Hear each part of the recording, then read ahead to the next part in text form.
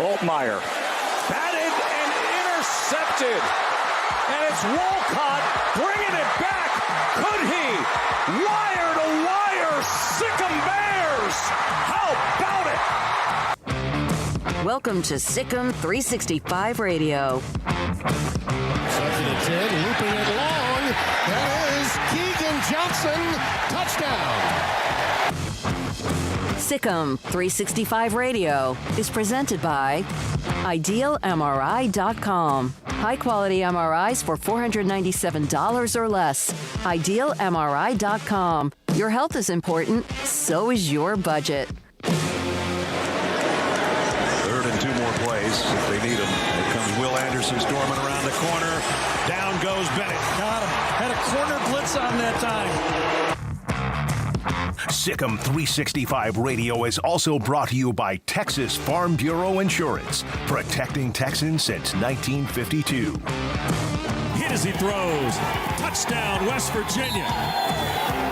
T.J. Simmons puts the Mountaineers ahead. Welcome back to Sikkim 365 Radio.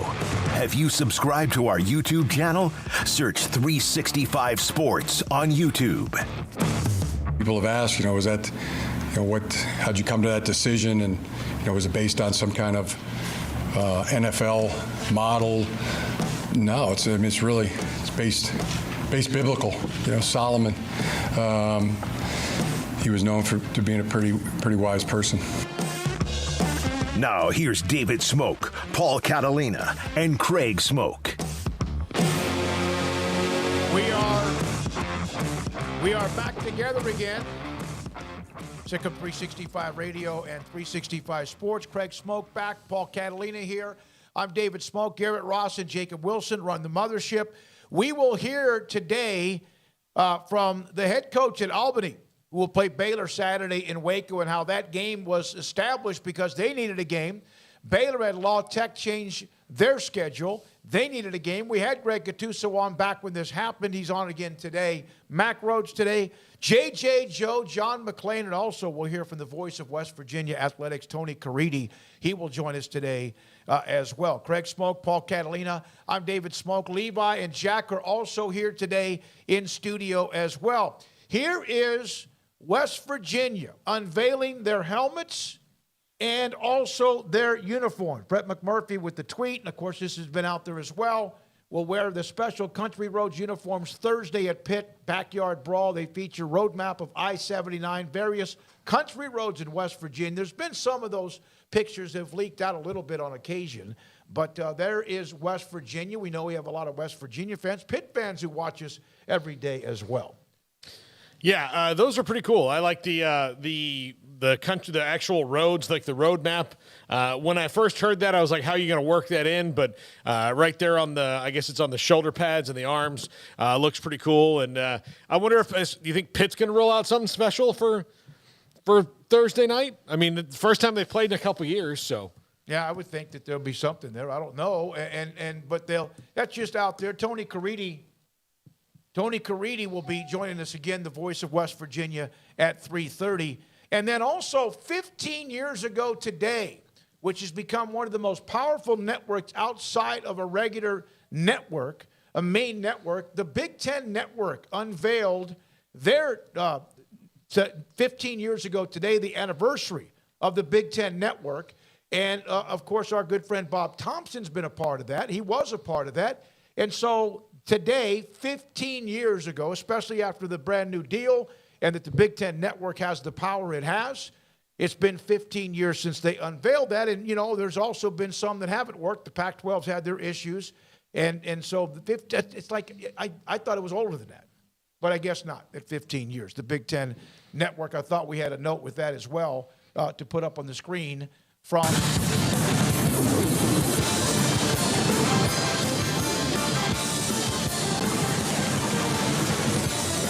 Okay, I was just looking for the tweet, but that's fine. That woke anyone up, I hope, that wasn't a part, at least initially paying attention to what we're doing.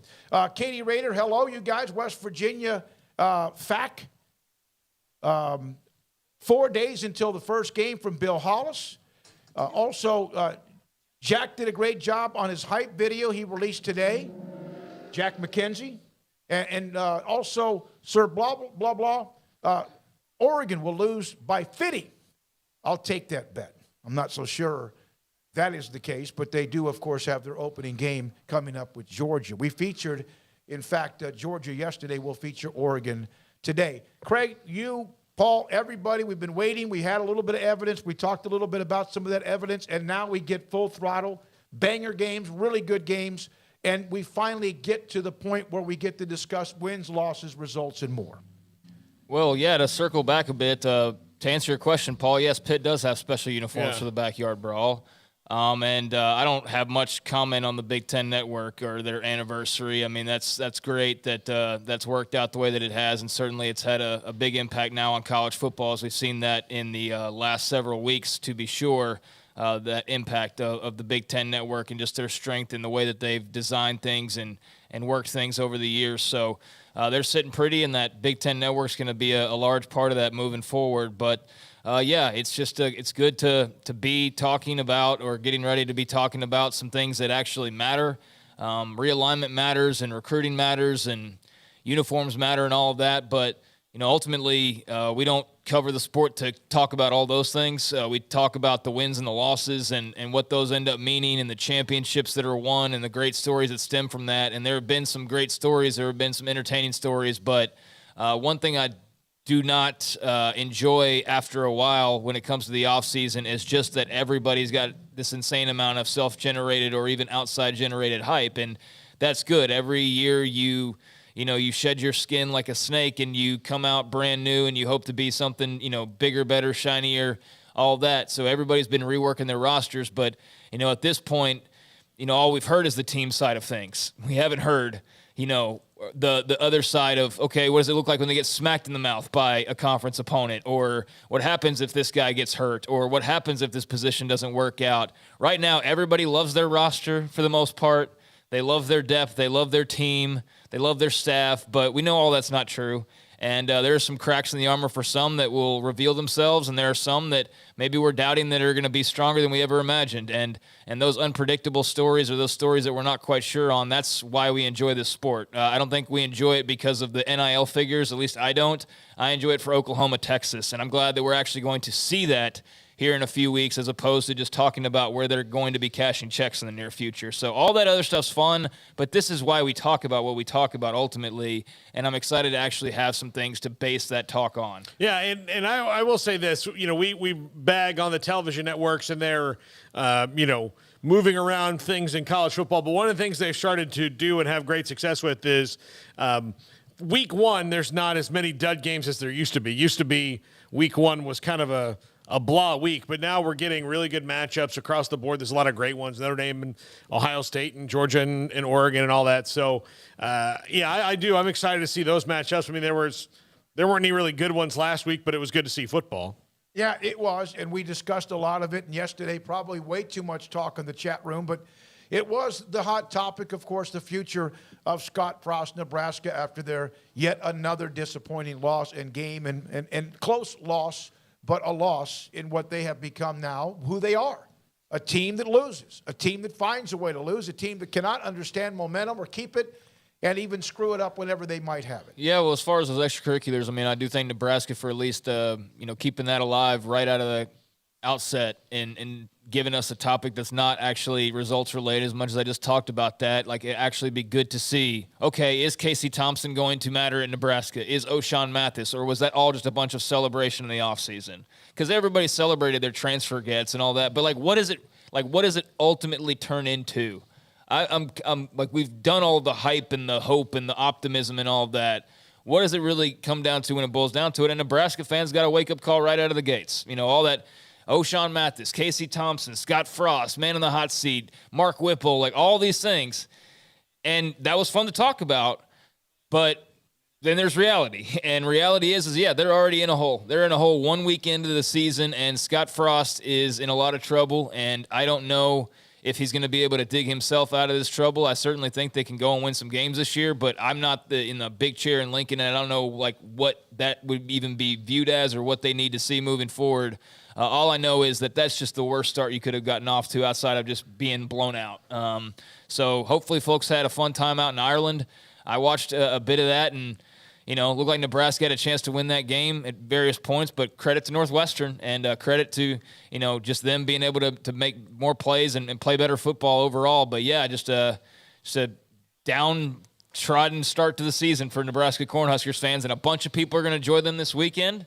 And a bunch of fan bases that have been celebrating all their new recruits and their new facilities and all that. You're going to be right in that same boat, and there's going to be a bunch who maybe we would think otherwise are going to be pouting, and they're going to be celebrating. And I can't wait to see who all those teams are this weekend. Well, and Scott, we said it yesterday, Craig. I'm kind of curious on this. I think Scott Frost was clearly coaching desperate because the onside kick move was not the move of a guy who was in complete mental control of that game. When you're up by, 2 scores at that point in the game, you don't need to do that. Like, and trying to end the game with 24 minutes left to play, it was kind of how you get yourself in trouble before. Yeah, I also don't think that was like the only reason why. No. I know that's what a lot of people are pointing to, and yeah, that was not great, but yeah, I mean, it's just a lot of the same things, just written differently. It's like he wrote the same story, but he just did it in pencil instead of pen. Mm-hmm. I mean, the same types of self-inflicted wounds that cost you, the bad decision-making, just bad timing, can't finish. I mean, it's the same things. It's the same things that have been issues the entire time, and at this point, I don't know that there's a culture fix in the works. I think you kind of are who you are. He's been there long enough to kind of be who they are. And so, again, they can dig out of it, but that was just, not ideal after all that offseason of just kind of knowing what was at stake and knowing what you needed to do. And for that to be how you start, just the worst way to start. I think that they don't deserve a freaking mention on this show until he's fired. Well, we'll see. Well, I mean, he's, talked about it. We're all looking forward to games, but he just set the coaching carousel right along on its merry way. I mean, it was already kind of set up previously, but now that thing's turning already, and it's turning because of Scott Frost. Absolutely. So, he took his spot in the captain's chair, and he's probably going to remain there the rest of the year. But, long season ahead, so we'll see what happens. But, just a great win for Northwestern, though. Great way to start the season for them, and again, I'm sure that was a very fun, unique atmosphere out there overseas. There was a quote from Pat Fitzgerald. I'm not sure if you saw it or not, but he said, hey, we're the ones that have the culture and the pedigree. We're the ones that it took over the game when the game was on the line. And he was right. They were better, and they won the game. And now that game moves on. Northwestern moves on, and who knows what we see from Scott Frost going forward. Baylor does play Albany. I had a chance earlier today to speak with their head coach, Greg Gattuso. I love what he said, and coaches all say this, and this is a question I have. I've never coached. I probably had felt at times I could have done that had I not done this, be involved in sports, but no way I think with my temper, whatever, I could ever do that. But every coach that I've ever asked this question or has brought this up, there's not a game in which they prepare for, that they go into, that they've ever gone on the sideline thinking they would lose the game, and that there's an avenue for every win, no matter if you're Alabama or whoever that your opponent is, and you are just trying to make sure you stay alive. And that's what Greg Gattuso brought up today with me. I said, they played Syracuse, they've played Pitt, they played, I forgot, there was a couple other, and he used to coach like at Maryland and a couple other places. Do you really believe that? No, I absolutely do not believe that. I believe that they can fake it well. Yeah. Because one of the things you have to do is you have to make your players believe that they can. Because, and I'll say this, most players are not stupid. There are probably some stupid ones out there, but most of them are not stupid, and they can tell when you're lying to them, or that you don't believe it. So you have to make sure that you believe it enough to sell it to your players so they go out there and don't just roll over and die right away. Yeah, I mean, you believe it because you forced yourself to believe it. Yeah. That's the trick, is no one would believe it because it's not really believable, but you believe it because you kind of have to. Mm-hmm. Because if you don't, then that's going to, like marinate throughout the team, and it's going to be obvious. And so, yeah, you're not going to go in like, oh, man, like what's Albany going to go roll out in practice today? Hey, you do realize we're 42-point underdogs, but we're going to win this game. I mean, I think you kind of have a realization of what you're walking into in a lot of these non-conference situations. But yeah, absolutely, a coach has to believe, and that's where it starts. And then you hope that belief spreads through the team, as much of a long shot as it might be or not. But yeah, I don't think that like Furman thinks they really have a chance to beat Alabama. I just don't believe that. I think Furman says they feel like they think that they can beat for example, beat an Alabama. I think Albany believes if they play exceptionally well and Baylor falls flat on their face, then maybe there's a chance. But I don't believe for 1 second they're walking the facility like, yeah, we're beating Baylor this weekend. Maybe they've convinced themselves, but I think it's more convincing yourself than based in reality. For every Appalachian State, Michigan, for every game like that, there are 100 every year played. There's 30. That are the opposite. There's 30 on the same day.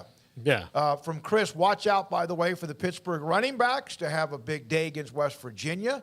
They've got the workhorse running back for Pitt, poised for a huge season. Let's go, Pitt. That's from $5 Super Chat. Chris, thank you very much for that as well. Yeah, I know they're like a touchdown favorite right now. I think Pitt is, and that ought to be a great game. The new uniforms on both sides just kind of show you that it's a little special occasion, but I mean that goes far deeper, those two teams, than fancy uniforms from Nike or whoever. This has got a lot of history to it, even if there's a lot of new faces involved. I'm interested to see kind of how that mixes, given that these aren't like long-time, tried and true like Pitt and Dub V people necessarily. There's the USC quarterback angle to this. There's the hot seat angle with Neil Brown. There's a lot of interesting storylines here, but then there's just that history that it all stems from ultimately. And I think it'll be great to see that rekindled. I think it'll be great to see those new threads, and I think it'd be great to see West Virginia get a win. But Pitt is the favorite. I understand why, but I just think ultimately it's going to be a good game. So whoever emerges from that is going to be off to a really nice start to their season. Thank you, Chris, for the super chat as well. It's not a lie if you believe it, from Sir blah blah blah. That's a George Costanza quote about Jerry beating the lie detector. But yeah, it's not a lie if you believe it. Yeah, if we're going to quote George Costanza, then that just puts the premise even on shakier ground as far as whether they truly believe that or not. But yeah, no, I'm with you on that. Coach Gattuso does mention this because I did record it. Albany's unstated goal is probably to be sort of in the game at halftime. That's exactly what he said. If you could somehow, you never know. And then again, what score performance Baylor fans waiting to see or feel good about to start the season against Albany? Well, it's got to be better than to start the season against Texas State last year. And I know that they're on different levels, but Texas State was way too into that game, the first one I read out of the box last year. So, yeah, I think they want to do better than that one. Yeah, they were never on the verge, really, of losing that game, but they were like a mistake or two from losing that game in really embarrassing, just devastating fashion. I mean, if they had lost that game last year, I mean, everything that they've celebrated is all kaput. Never would have happened, and who even knows what standing Dave Aranda would be in if they had lost that first game, just because of how much that would have rattled them. But I just think that ultimately every team playing this weekend or that has played, you just hope that you're healthy. You hope that you win, but you also hope that you're healthy. So I think that's the number one and two things, is just get the win, get out of there without any major injuries. And then, beyond that, I just think that, you'd like to probably see it relatively in control late second quarter around halftime. I don't know what Dave Aranda's plans are as far as how much burn the starters are going to get versus the backups and all of that. But based on his answer to the question regarding that yesterday, it's not a single thing that has crossed his mind. He's focused on Albany just like they were Texas, basically, or Oklahoma, or whoever else is coming up on the schedule, BYU next week. And as much as we can poo-poo on the idea that they're going to present this great challenge or maybe knock Baylor off, they can't be thinking that way. Just like a coach who has to believe that his team has a chance, or what else is the point? Dave Aranda has to prepare his team like absolutely Albany has a chance to beat them, even if none of us really believe that to a major extent. So I think they're going to take it just like they would anybody else, and I think you hope that by halftime, you could pretty much hit cruise control if you want to. Whether or not they choose to do that, will depend, I'm sure, on health and depend on what they need to see before BYU. Maybe depth pieces, maybe just wanting to see other guys get a little bit of time out there. I'm sure there will be a lot of that, but I just think you want to see a team that's in control, looks like they know what they're doing, and gets out of there unscathed and gets ready to go to Provo at full strength. In life, when you walk into anything going, none of this will be a problem, we've got this, is right when you step on your own, what. Yeah.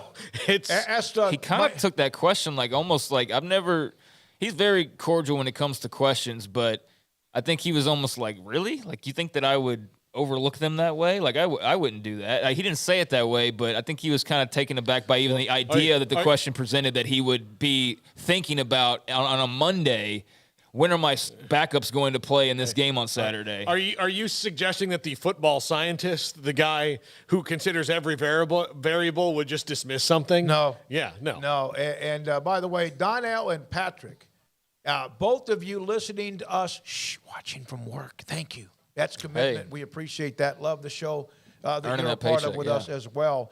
All right, Tony Caridi in a little bit around the corner.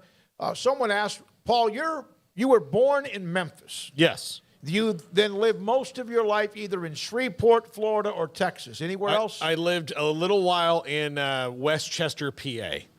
I didn't know that. Yes. Okay. My dad was at the home office in Wilmington, Delaware for what was it, ICI at that time. Okay. So we lived up there. And all right. Someone was asking about where we're from. They thought Vermont. Craig is born and raised Texan. Vermont. I've been to a lot of states. I've never been to Vermont. I enjoy maple syrup a great deal. Vermont's got to be expensive. Is it expensive in Vermont? I would think so. I was born in Nebraska, moved to Guam, went to Arizona, went to Virginia, came to Texas, then went to Japan, 4 years back to Texas, and I've never left since we got back in 1976. Texas, born and raised my whole life. Lived in Tyler for the most part, East Texas, and then dabbled in Lubbock a little bit and been in Waco a few years. So that's kind of my story, just a Texan through and through. All right.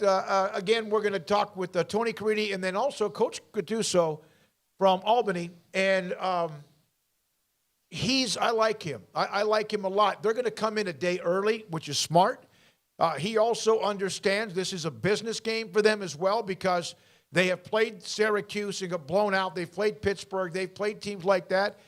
And when this game became available, somebody asked me this earlier on Twitter, Baylor had a game with Louisiana Tech, and the game was changed. Louisiana Tech changed up their schedule.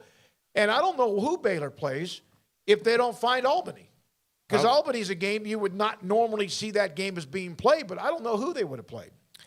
Somebody. I was going to say probably nobody, but then again, you have to play somebody, right? Yeah, you got to play 12. So, I don't know who the heck it would have been and how low they would have had to have gone. I mean, because that was a relatively late scratch, and I believe that Mack Rhoades said at the time that it was mutually beneficial or agreed upon, but I don't know. La Tech turned around and what ended up with Missouri. Yeah. Baylor turns around and ends up with Albany, so I don't know. That's kind of strange, but, that's why. It was supposed to be La Tech, and I think that, all due respect to the Great Danes, that would have been a more intriguing matchup. But kudos to Albany for taking up a game on late notice and making the long trek from the state capital in New York down to, Texas and Central Texas. So kudos to them for that. But, that's why we're talking about the game we're talking about. Ward Watson. I was stationed in Guam for 2 years. Half a die. And by the way, Anderson Air Force Base in Guam is where my dad was stationed at the time as well. Did you ever live in a military installation? No, we lived next to Barksdale Air Force Base. We lived in Bossier City, and I spent a lot of time because in the summertime, when everybody's parents have to go to work, there's kind of like a rotating of who would do it, and we stayed with a family quite often, the St. Pierres, and they lived on base at Barksdale, which was a pretty cool way to spend a summer running around an Air Force base. You're 9 years old. They kind of let you go anywhere. Yeah, they really do. Well, they did back then. They did then. I'll never forget the first time I went back to my alma mater in San Antonio at Randolph Air Force Base to go see the football team, just go watch them practice. We were at Cowboys training camp. Just go by and see the coach. And the front gate was different because it was post 9/11. Yeah. It was a lot. I lived there during Desert Storm, actually, and so we, got to, hear a lot of the B-52s flying out that first night as Desert Storm began. But I do remember it was like cool. You'd be, just out in the yard playing ball with somebody, and then the coolest airplanes you can imagine flying over. And you're like, well, when do I get to see this? This is pretty awesome. No. Especially in the very post Top Gun is now new to a new generation, but that was when the original Top Gun was still kind of new to us. So it was pretty awesome to see all those planes. No question. There's one local note that I want to pass along today on high school football. There's two small schools. One that has won numerous state championships. Mart, Quan Cosby went to school there, among others. And Marlin, who last year had a great run, I think, to the semifinals and then lost. Their game, scheduled Friday, has been moved to Thursday night, and instead of being at Marlin, the game's going to be played at Mart because of concern with some of the rain this week in the stadium. And the other reason it's been moved because of lack of officials in high school football in Texas. I mean, there's hundreds of games every day. There's 1,200, 1,300 schools. Not everybody plays on Friday, but majority of people, not majority, I'd say 85% of the games, maybe 90% of the games. So that's a note that game, which is a hell of a showdown, two elite 2A schools, will play Thursday in Mart rather than Friday in Marlin. So that's a note there as well. This is Sikkim 365 Radio and 365 Sports. Boozer's Jewelers on Valley Mills Drive. I got the engagement ring for Amanda there, and I've known for years that 9 out of 10 wedding rings that they sell are custom jobs. And why should you get a custom wedding ring? I mean, you can walk in and say, just give me that one. That'll be good enough. Well, you don't want good enough. You want perfect. You want unique. Your special someone is unique. So you want a ring that is unique to them. We are out to lunch this weekend. We saw a friend that we hadn't seen since the engagement. Loved the ring. I have not gotten anything but compliments on the ring, and they keep telling me I did a good job. Well, I can tell you the only good job I did is walk into Boozers, tell Brad this is kind of what she wants. Can you make something that looks different than this, but the same, that is unique to her and that she'll love? And they did it. Took about 3 weeks. It was fantastic. I have nothing to complain about at all. You're there every step of the way. Great options on financing. Nothing wrong with the entire process at Boozers. Great customer service, great design. There are artists there. And get that one-of-a-kind ring for your one-of-a-kind fiance at Boozers, the wedding ring store. Cars priced right both day and night. At Richard Car in Texas. Trucks built for you, red, white, and blue. At Richard Car in Texas. Cars that zoom with lots of room. At Richard Car in Texas. Count on us, a dealer to trust. At Richard Car in Waco, Texas. One size fits all. That may be all right for an adjustable belt or cheap sunglasses, but when it comes to your financial needs, no one wants a one-size-fits-all strategy. Ben Erlinson, your Edward Jones financial advisor, knows that his most important goals are yours. That's why he takes the time to understand your needs, knowing you. That's how Edward Jones makes sense of investing. Ben Erlinson, 100 North 6th Street in Waco, 254-759-8533. Edward Jones, member SIPC. Did you know the average American pays over $500 a month for their car payment? What would you do if you didn't have to make that payment for 90 days? Where else could you use $1,500? Keep your car payments at Genco. Buy new or refinance your current vehicle and have no payments for 90 days. Take advantage of our low rates and no payments for 90 days. Only at Genco. Subject to credit approval, membership eligibility, and loan policies insured by NCUA. My money, my future, my credit union. Genco. summertime, there's picnics, reunions, cookouts, and so much to do, and Waco Custom Marketplace on Lake Air Drive in Waco is your home for the butcher shop that can help you with beef, pork, poultry, and seafood. They are spectacular at being able to deliver you whatever cut of steak you want. Bone-in ribeye, however thick you want it, that's great. They'll do it. Sirloin, T-bone, porterhouse, bacon-wrapped filet. And, of course, as I mentioned, they have pork, poultry, and seafood. Their Norwegian salmon is spectacular. Also, all of the sauces and seasonings you'll ever need, all the ingredients you'll ever need to make sure you have that perfect, flawless taste. So it's delicious whenever you take something off the grill. And a full-fledged bakery as well, with fresh baked bread and kolaches every single day. Up and down the aisle of Waco Custom Marketplace, you also have what you need, from knickknacks to snacks to more, at 425 Lake Air Drive in Waco, Waco Custom Marketplace.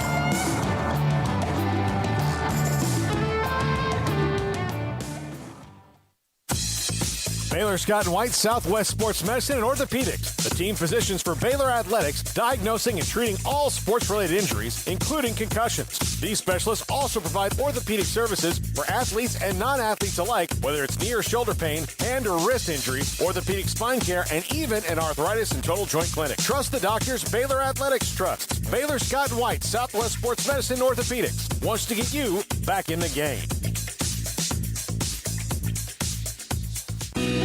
Let Camille Johnson Realtors guide you seamlessly through the process of buying your dream home or selling your current one. Commercial, farm and ranch, or residential, Camille Johnson Realtors can smoothly and successfully lead you through any transaction. With a team of 28 experienced agents who are excited about serving you, Camille Johnson Realtors services the entire greater Waco area. If you're in the market to buy or sell, contact Camille Johnson Realtors, 104 Midway Center in Woodway, or find them online at www.camillejohnson.com. Camille Johnson Realtors, elegant, charming, warm. Welcome home. This is Sikkim 365 Radio. Text us at 254-339-1122. The Sikkim 365 Radio text line is sponsored by Riverbend Liquor and Wine, with the most extensive variety of craft beer in Waco. A hidden gem on Lakeshore Drive and 19th Street. Here we go with Sikkim 365 Radio, 365 Sports. We're now joined by the voice of West Virginia athletics, Tony Caridi. He joins us on the show today. Tony, thank you. How emotional is this week with Pitt, West Virginia back at it? It is extremely emotional. People have been anxiously looking forward to this game since it was announced that the series would be renewed. It will be 11 years since these two teams played, and that marks obviously West Virginia's entry into the Big 12 Conference. So, guys, they're talking about the potential that this could be the all-time attendance record in what is now Acrisure Stadium. They're potentially talking about up to 70,000 people, and you think about all the great games that facility has hosted. So there's certainly a great deal of excitement, really, on both sides. Tony, is there a feeling that this will help renew the rivalry? I know that cross-conference makes it a lot harder, but to make it to where it's not every 4 years, every 8 years, every 10 years. Yeah, they've agreed to play, I believe it's 8 out of the next 10 years. So I think that's trending to happening, and why not, right? We'll sell it out here in Morgantown next year when they return the game. Obviously, it's a sellout. It's only 75 miles. I think that some people, that aren't totally familiar with the geography might be surprised, but it's only 75 miles from Morgantown to Pittsburgh. And the tradition, this will be the 105th meeting between these two schools. It amps people up, and it's one of two really great rivalries that West Virginia has. The other is for the folks down in the southern portion of the state, and that's Virginia Tech, and West Virginia will play there later in the month of September. So on the road for both of these games, super big challenge to play two Power Fives non-conference on the road, but those are the cards, and we'll see how it all plays out. Tony, I know this is kind of a vague sort of general question and sort of eye of the beholder as well, but if there were a major consent, or I guess a majority opinion on expectations for the Mountaineers this year, where do you think the range would be for that general opinion on what the expectations are? We do a talk show here statewide, and on Sunday they had their prediction show, and they solicited 188 predictions. And the consensus down to the decimal was 6.94 wins. That was the prediction. So obviously that's not a scientific poll, guys, but that's the kind of the window that they're looking at. And I think folks are understanding that, again, as not to belabor the point, but West Virginia is one of two teams in Power 5 that will play 11 Power 5 games this year, and the two additional games that they're playing outside of league are both on the road. So I think people are kind of looking at that and understanding what that challenge is. JT Daniels, Graham Harrell, the offense obviously looking for a kickstart. What has been the reaction to their arrival and how they have meshed together? I think people are excited because the fact is that offensively, West Virginia really has not had a consistent identity as to who they are offensively in Neal's first 3 years. And I think that there is a general excitement based on Graham's brand and JT Daniels' pedigree as a 5-star that things could change quickly. And so I think there's a great deal of excitement. And you guys know, unfortunately in college, you don't get scrimmage games. And so you're going to start to try to run this offense against a really, really talented Pitt defense. Pitt has accumulated the most sacks in the country over the last 3 years. So they will be very, very aggressive. And this offense is going to get tested in its first outing on an extremely aggressive level. Tony, the way how do you think they fit in the Big 12 this year? Are there teams that you think are getting more hype than they deserve, maybe over West Virginia right now, or do you have to wait and see? Total wait and see, guys. And by no means am I trying to be or attempting to be evasive. I think you guys would agree that there's tons of question marks. So sure, West Virginia is one of them, but there are several teams in this league that, are question marks. I mean, right where you guys are.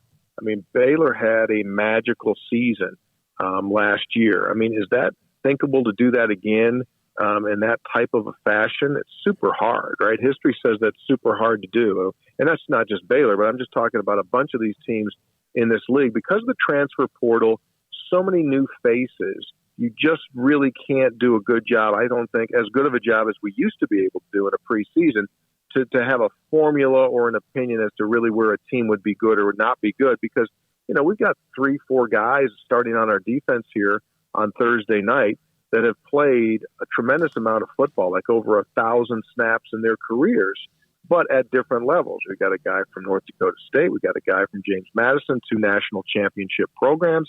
Got a couple of guys from Colorado State.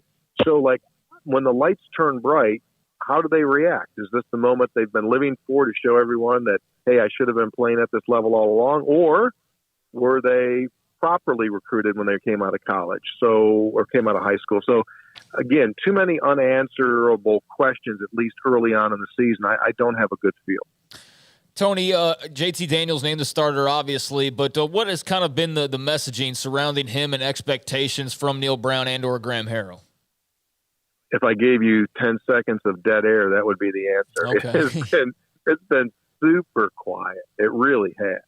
And, here folks there was a little bit of a thing like, well, he hasn't named the starter. He hasn't named the starter. He hasn't named the starter. And I said on my show, I said, yeah, he named the starter in January. Well, the first day that JT Daniels signed, he was the starting quarterback. So there really wasn't any surprise. I think, as you guys know, kids know, players know on their team who the guy is. And I don't think there's any question since the first day he came here. He's the guy. And he's played, albeit he has been injured, but he's played the most football among the other candidates for the job. And there's 3 other guys, that are quality guys. But it was JT Daniels' show. And but for the most part, there has not been a whole lot of, chest pounding or a lot of, hey, wait till you see this or wait till you see that. I think they're in the mode of hopefully under-promising and over-delivering. Tony, in an off-season, and we've seen this now for a couple of summers, with the USC, UCLA, and then all of a sudden the spider web of what might happen to conferences, including the Big 12 or the Pac-12 or the ACC or whatever, and then the transfer portal and NIL. How exciting is it there are games? I know there were a handful this past weekend, but to just get to the games and the schedule? Yeah, you're right, 1,000%. I was at home Saturday, and you flip on, and I saw that Nebraska Northwestern game, and it was in Ireland, and then I watched later on in the day, caught a few other games. Yeah, you're exactly right. It has been the most tumultuous offseason that I can remember, and I don't think that's going to stop. I think probably it maybe has paused here for a while. Maybe we do play some games, but it sounds as though there will be more shifting as far as conferences go going forward. The consensus now is that if the Big Ten were to act too quickly now, that it would open itself up for a lawsuit. So maybe now we wait a year or several months down the road before things cool down, so you can't claim collusion or whatever it might be. But I don't think that it's done. I do think that the Big 12, I feel good about the Big 12. We may have talked about this on a past visit.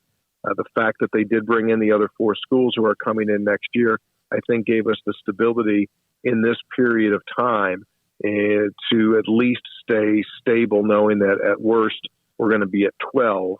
And I think the Pac-12, they're certainly they're in a bad situation if, in fact, the Big Ten lives through what they're saying and talking about going out west to get more of those schools. And I think that'll be, the fatal blow for them.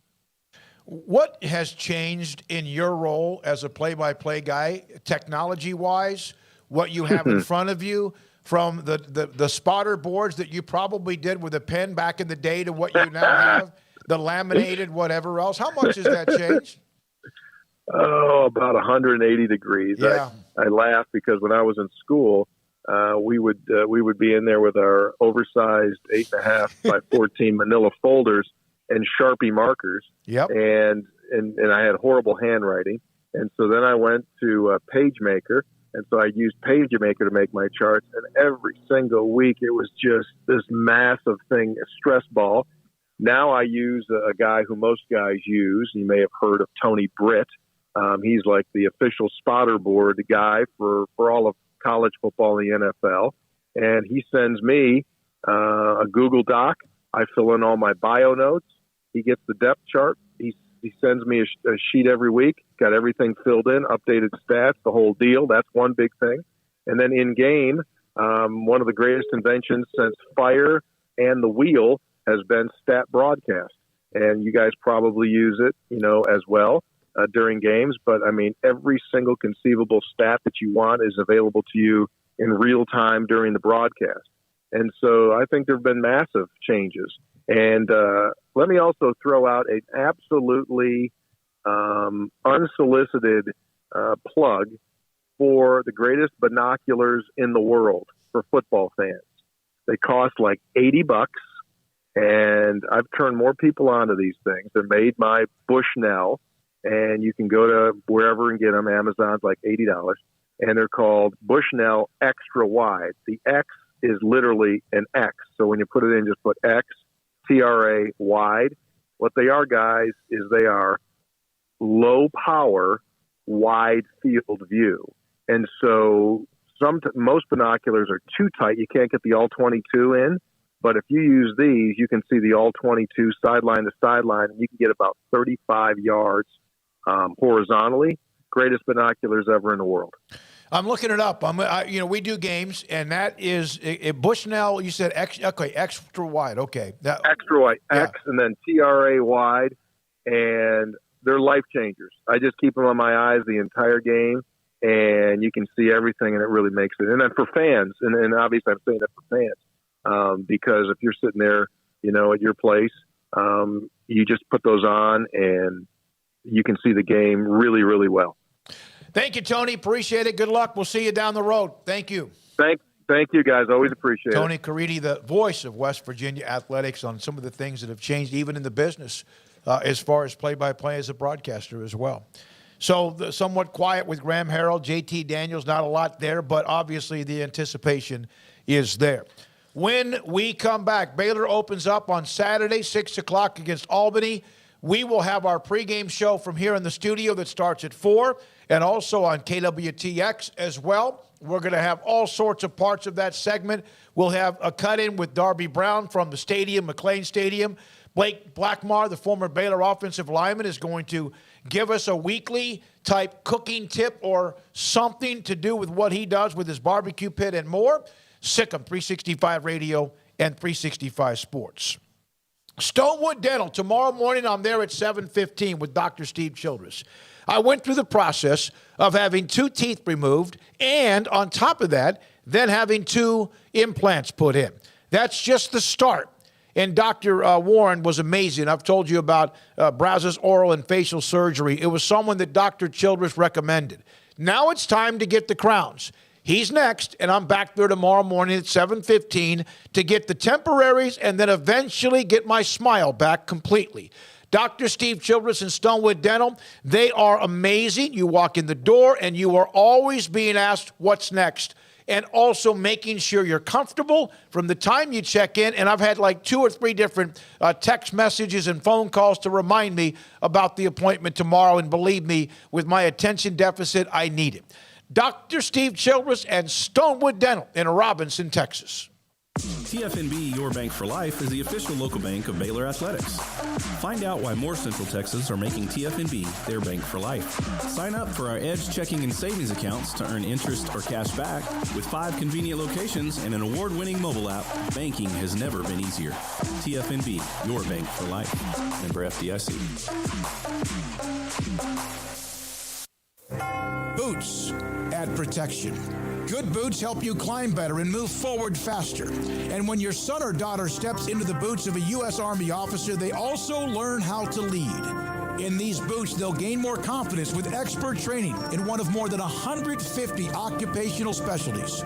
In these boots, they'll stand a little taller and lead a team with diverse backgrounds and areas of expertise to successfully accomplish whatever challenge comes next. In these boots, they'll earn respect with valuable experience from day one that will give them solid footing for success into the future. Highly qualified candidates who earn a spot on our team can receive comprehensive health care coverage, college tuition assistance, and a bonus of up to $40,000. See all the things your son or daughter can achieve in our boots at GoArmy.com. U.S. Army Waco Recruiting Company, 254-598-8131 or 254-776-1543.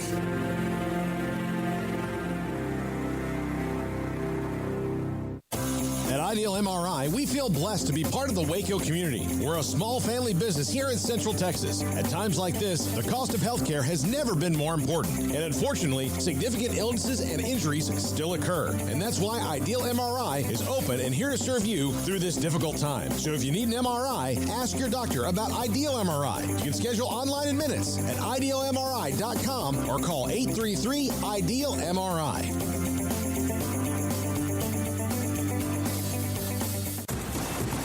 Hey, this is Bryce Petty, former starting quarterback and 2-time Big 12 champion, and I know firsthand the importance of being in top shape both on and off the field. So listen up, men. If you're feeling beat down day in and day out and looking for that high-performance edge that separates the men from the boys, then look no further than the Petty Clinic Low T in Waco. Petty Clinic is a comprehensive men's healthcare clinic with an atmosphere catering to men. Board-certified Dr. Kent Petty has a special interest in offering the highest quality medical care to men of all ages. Some of the services offered include screening and treatment for low testosterone or thyroid, infertility, high blood pressure, diabetes, high cholesterol, sleep apnea, while offering comprehensive wellness exams and complete men's health lab panels. High performance men, remember, it's not just a Petty thing. This is Bryce Petty, encouraging you to reach out and Google search Petty Clinic Low T or go to pettycliniclowt.com and get your complimentary lab screening today. Parenting is full of surprises. You never know what to expect. So after our son was born, I called my Texas Farm Bureau insurance agent to set up a life insurance policy in case something happened to me. Sawyer is now 2. And we'll soon have a sister. There's no one else I would trust with protecting my family. Stop by and see our agents at one of our 3 McClain County locations. Coverage and discounts are subject to qualifications and policy terms and may vary by situation. Pizza, burgers, and Bears football. There's no place around Waco that serves them all other than Bubba's 33. Come show your green and gold and enjoy some of Waco's best food and beverages while watching your favorite team, the Bears. When real Bears fans get hungry, Bubba's 33 is the #1 spot for ice-cold drinks, hand-stretched, stone-baked pizzas, and bacon-infused burgers. Join us for indoor or patio dining. Bubba's 33, Waco's restaurant and proud supporter of Baylor Bears football. Sick 'em, Bears. Welcome back to Sick'em 365 Radio. The 3 o'clock hour is sponsored by Waco Custom Marketplace. Meats, sweets, Texas treats, and a cut above the rest. 425 Lake Air Drive, Waco.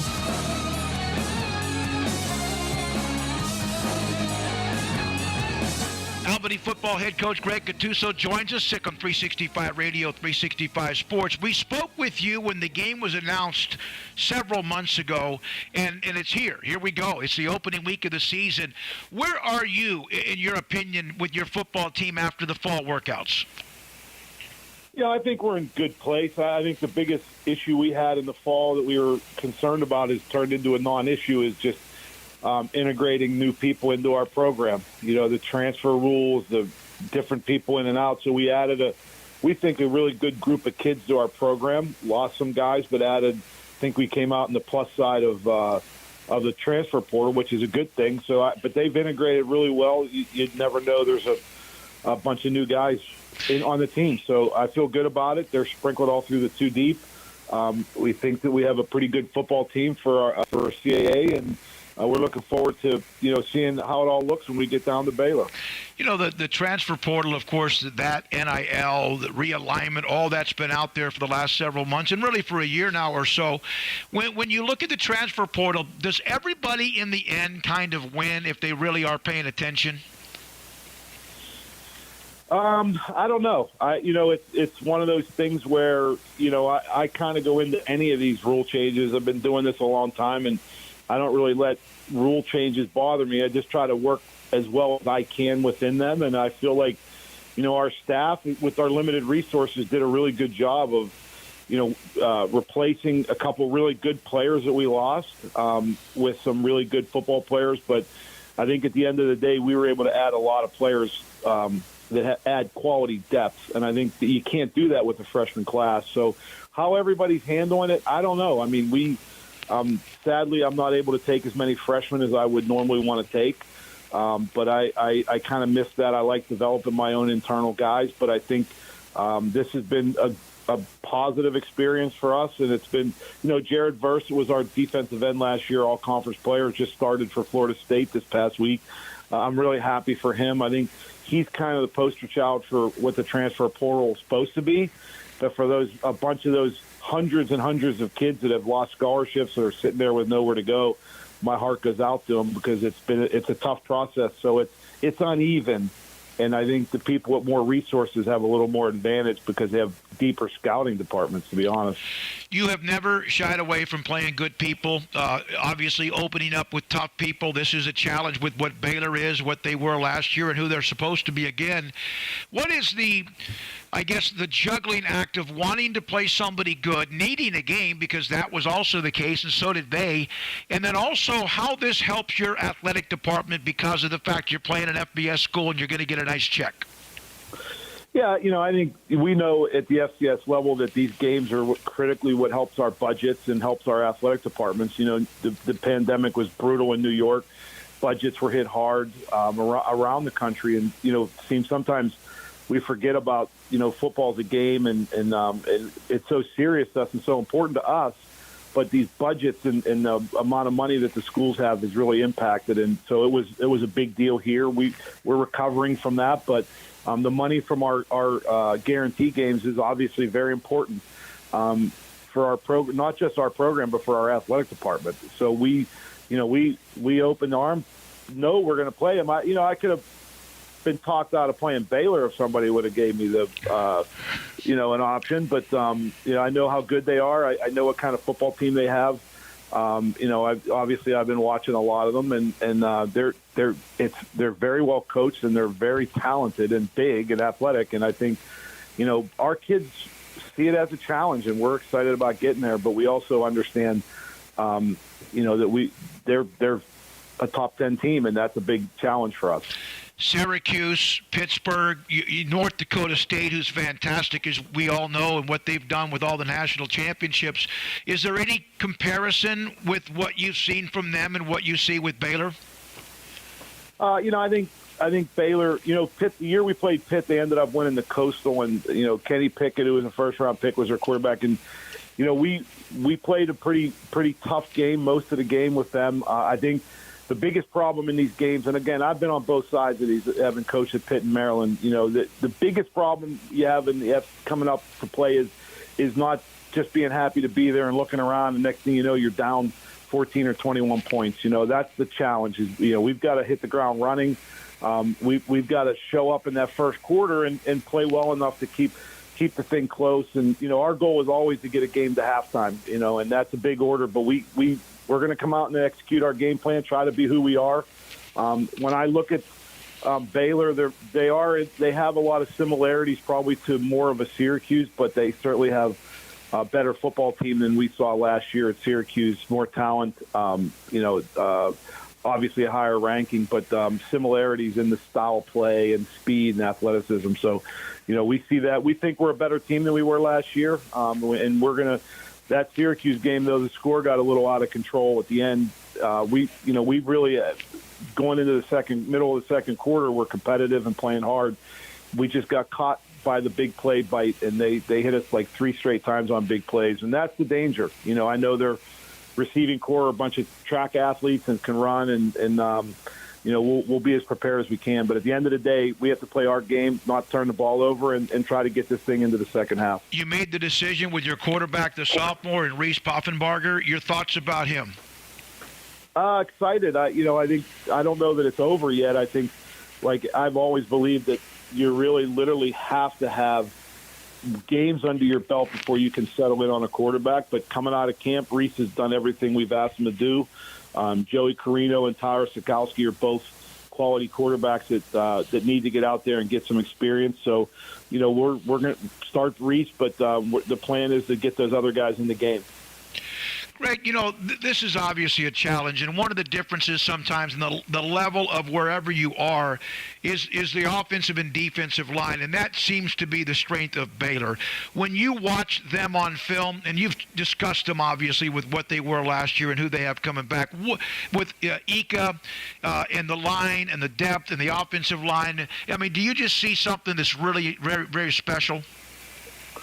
Well, yeah, they're kind of different units in how they play. The defensive tackles are, obviously he's a massive human being. He's physical, he's athletic, and, we see the things he does really well. And they got a lot of size, on both sides. But the thing, they're powerful on defense. On offensive line, I've been struck by how well they're coached. I think, when you watch the way when they run the ball, which they do a great job of, the reason they're so successful, in my opinion, just watching them on tape, is the ability of the offensive line. They handle a lot of different looks. They're very coached. They're very structured in how they work their combos and their footwork and things like that. I just, they've been impressive to me on tape. And I've been a D-line coach a long time. My eyes always gravitate to that offensive line and see how they play. And they're a heck of a unit.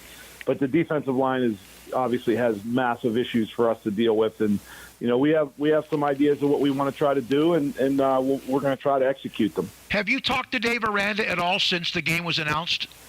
No, I have not. I have not met Coach or have spoken to him. I have multiple friends that know him and have told me he's a really good person and a good guy. So that's about all I had to go on.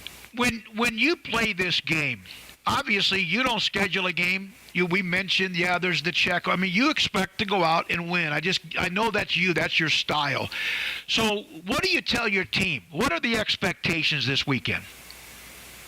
Well, sometimes people hear the things that I say and think that I'm conceding a game, and that's farthest thing from the truth. I have never walked on a football field in my entire life that there isn't a possible path to victory and how you have to play. And that's our job as coaches at Albany, is to try to find a way to put our players in the best positions we can do. And we failed badly last year at times as a staff, and I take that on my shoulders. I'm really disappointed that we didn't do a better job to help our team. But, I feel like, we're back on track. I think it's a tall order, but, we feel like we have some good players. We feel like we're going to give them some problems, and we're going to have to line up and execute our plays. The biggest thing I tell my team is you don't have to do anything spectacular to play with these guys. You got to line up and do your job. If the moment you start trying to do extra and you're trying to make a big play or you're doing all those things is when the big play gets you. And if we can stay on our feet on their zones and their cuts, and we can fit gaps properly and tackle well, and get a few turnovers, then you never know what can happen in a football game. You see it year round. Big upsets happen, and that's our we got to go in. And the lines are a big issue, as you said, but the area that's the biggest problem in these games sometimes is special teams. They have way more depth than us to run kids out there, and special teams are another big problem in these games that we have to show up and play well in to have any shot of getting this game into the second half. You started out as a GA at Penn State. You've been at Duquesne as an assistant. Obviously had a great run there. What a record you had at Duquesne as well. In fact, Florida State just played them last week. Your time at Pittsburgh and Maryland and now Albany. Does the first week of the season ever change for you? No, and I really took a lot of great pride in watching my Dukes go out and play against Florida State. If you knew where that program was back when we took it over, Brian Cleary was the AD at the time. That place was really a tough start. So it's really cool to see them go out and play that game. Congratulations to them and Coach Schmidt. But no, first games are nerve-wracking. Right now I'm worried about moving a football team. We're bringing some family with us. We're coming down a day early. We're really, want to give our kids a really good experience. We've heard so many good things about Waco, and we're still waiting for Chip and Joanna to call us about stop and see us. But I'm starting to get nervous that they haven't reached out. We're trying, but other than that, it's a great first games like this are a great experience for our kids. They'll remember the game for a long time, and I'm just really fired up about getting down there and seeing the place and getting ready for this football game. Hey, Greg, thank you for your time when the game was announced. Thanks for your time. Look forward to seeing you. Hope to get a chance to shake your hand this weekend, and good luck and safe travels. I appreciate you. Thank you. Thank you. Albany head football coach Greg Gattuso was Sikkim 365 Radio, 365 Sports. Somebody asked in the chat room, yes, he's a Penn State graduate, played defensive line for Penn State. He's coached as a graduate assistant there. He's coached at Pittsburgh, Maryland, now Albany. Most recently, what he did at Duquesne was amazing, and his record at Duquesne from 94 to 2004 was 97-32. Conference record was 66-7. He's done very well. He's been at a couple of other high schools in Pennsylvania and Seton Hall LaSalle High School as well. 3 high schools in Pennsylvania in his career. When we come back, it is the 4 o'clock hour. Mack Rhoades will join us in about 20 minutes, Baylor's Director of Athletics, and also Off the Radar, Sikkim 365 Radio and 365 Sports. Don's Humidor and Coffee Beans in the Town West Shopping Center off Valley Mills in Waco with a 48-foot walk-in humidor, loaded up with great brands of cigars. Ashton, Macanudo, Romeo and Julieta, Rocky Patel, also Padron and Cohiba, My Father, and a lot more. I was there on Saturday after I was able to play a round of golf. Went by. Ashley and Cheyenne were there. They have CBD products, gummies, if you want to chew one or get maybe even a half of one, or you kind of get to know what works for you if you struggle falling asleep at night. Maybe not just because you have a lot on your mind, just you sometimes, just more often than you want or need to, struggle falling asleep. The gummies will help you, the CBD product as well, and they have those available. Torch lighters and cutters for your cigars. They also have fresh coffee beans right there, and they will grind them for you, or you can take them home with you if you want. Cowboy seems to be the most popular flavor that they have inside of the store. Don's Humidor and Coffee Beans in the Town West Shopping Center off Valley Mills in Waco. If you're out looking for a great selection of new cars and trucks, then shop Allen Samuels in Waco, because we have some of the best deals in Central Texas that will put you in a new vehicle and driving away with confidence. During the Labor Day sales event, you can take your pick, a new 2022 Dodge Charger or Dodge Challenger, and receive 0% for 72 months and no payments for 90 days. If you're a first responder, you get an extra $500 off your purchase. High-quality vehicles from a dealership with a hometown feel. Allen Samuels in Waco. Baylor University is where lights shine bright. So, let there be light. Let there be roommates and teammates, scholarship and championships. Let there be fresh starts and new traditions, fast friendships and lasting impacts. Let there be laughter. Let there be joy. let there be light. Baylor University, where lights shine bright. Do you or your kids get nervous about going to the dentist? Stonewood Dental, Dr. Steve Childress, he can help. I've spent a career taking care of patients who as children had bad experiences, and now they're adults that hate going to the dentist. If I get a kid at 3 years old and they come every 6 months and it's a happy experience, it's normal for them. Now they have an accident at 6 or 7 or 8 at school. Now they have a broken tooth or a trauma, and they have to come here. They're used to lights, they're used to water in their mouth, they're used to experience, they already trust us. It's amazing what we can do with that kid without it being a negative thing. But if I see a 6 or 7 or 8 year old that's never been to the dentist, and now they have a trauma or an unfortunate unexpected toothache, it's harder to do that for that kid and it not be somewhat of a negative experience. So bottom line is I try to teach kids and adults and teenagers and everybody the way I'd want my family treated, which is where it's a necessary part of life. You just take care of it. It doesn't have to be that big a deal. Learn more, stonewood-dental.com. Riverbend Liquor and Wine, Lakeshore Drive, North 19th Street, right behind the bank, is a hidden gem in Waco. If you're a fan of bourbon, especially local Texas bourbons, that's where you gotta go. Balcones, TX, Devil's River, whatever it is, they've got it. Riverbend Liquor and Wine, plus the best selection of craft beers in Waco, seasonally churned out throughout the year, whether it's spring, summer, fall, or winter. Riverbend Liquor and Wine, best selection of craft beers, a speedy drive-through window, and excellent customer service. Find out more on Instagram or just go by and see them. Lakeshore Drive at North 19th Street behind the bank. From the first workout to the last practice, sports is an incredible and rewarding challenge. Hi, everyone. This is Dan Ingham with the First National Bank of Central Texas, and we're proud to support each athlete, every parent, and our educators. From families, small businesses, to the biggest industry, we're here to help. With remarkable products like mortgage lending, we've got banking ideas that fuel big dreams.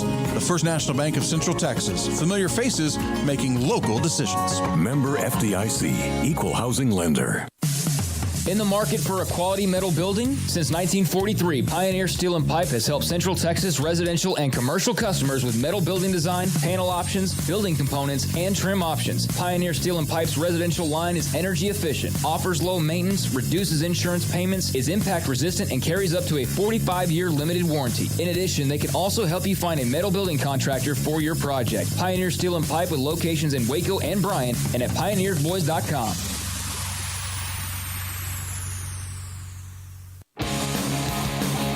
Welcome back to Sikkim 365 Radio. Jet motion they go with here with Baldwin. And Baldwin breaks free. And the Bears, Sikkim, Monterey Baldwin. The 4 o'clock hour is sponsored by Boozer's Jewelers, the wedding ring store, specializing in custom jewelry and repair, all in-house. Now, here's David Smoak, Paul Catalina, and Craig Smoak.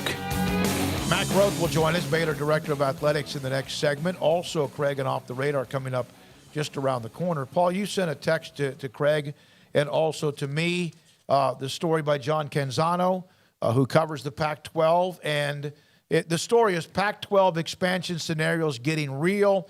Plus, is Big Ten having buyer's remorse? Now, there's a lot of that that's brought up and then also the nixed in the article as well. For example, he even brings up the Big 12 and the possibility of adding teams to the Big 12 and says, I don't think that's going to happen.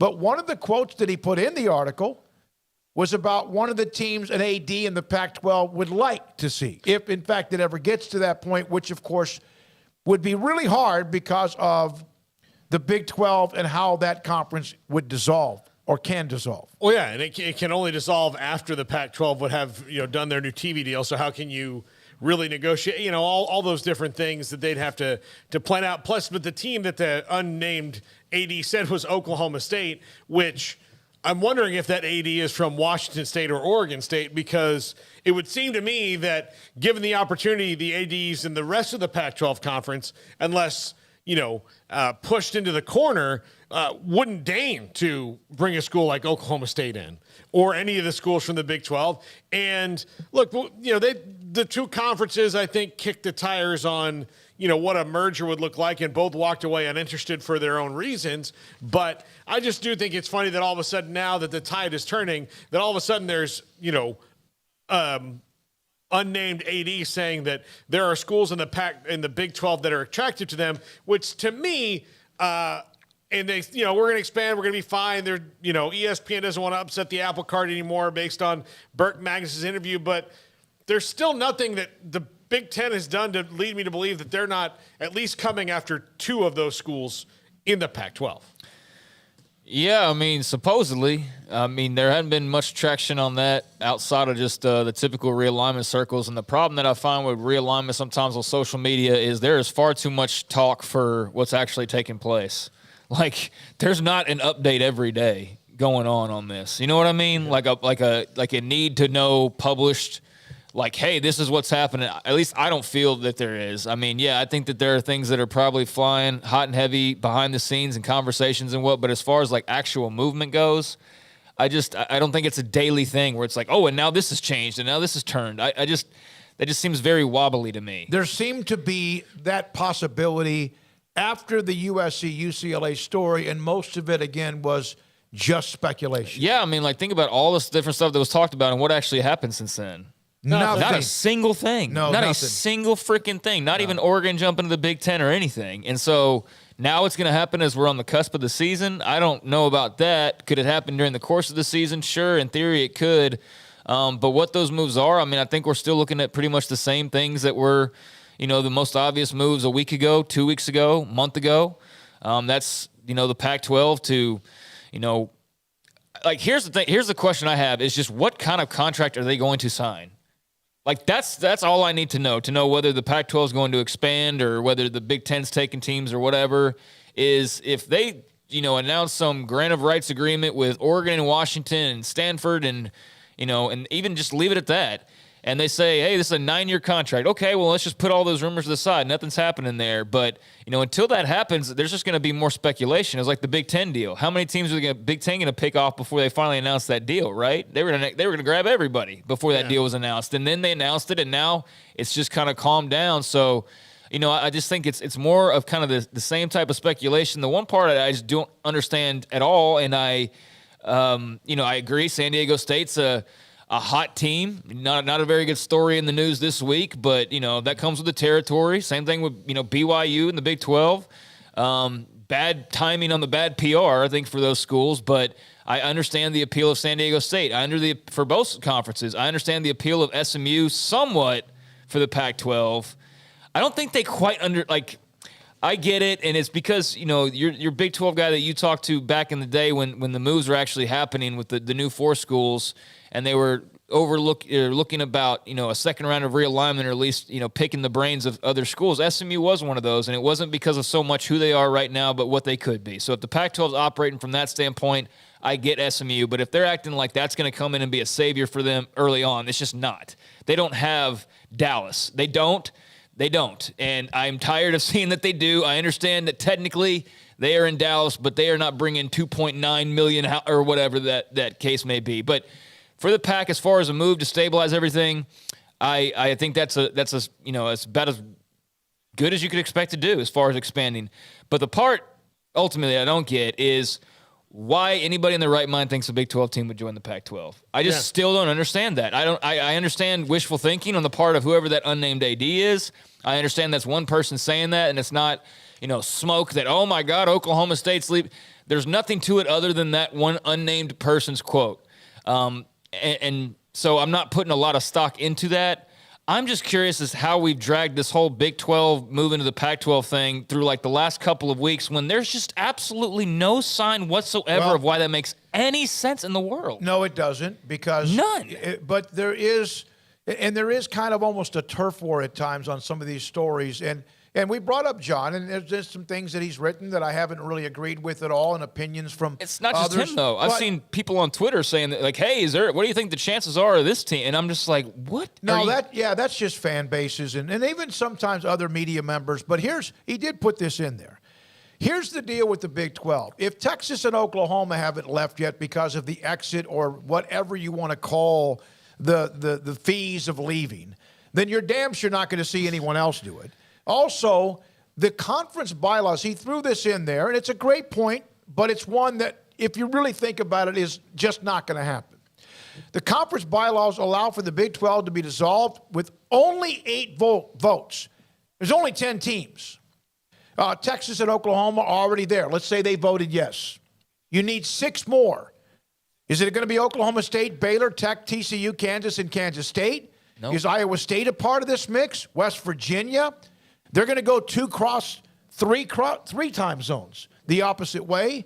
So, and he also does say, and fair to John, I don't think this is going to happen, in part because I don't believe ESPN wants to further disrupt the teetering ecosystem. But then he threw the zinger in, and because I don't think the Pac-12 would necessarily want all of those schools. But those schools, probably there may be a handful that would listen if the Pac-12 does get or has something really good to offer with their next TV deal, and no one's really expecting that to happen above what the Big 12 is going to get. I mean, I think that would be a lot more effective, Barb, if, in fact, 2 brands besides the 2 that have left had left by now. But the Pac-12 is sitting in the exact same spot as the Big 12. The exact same spot, with maybe a couple of higher-profile brands, but they're still in the same spot.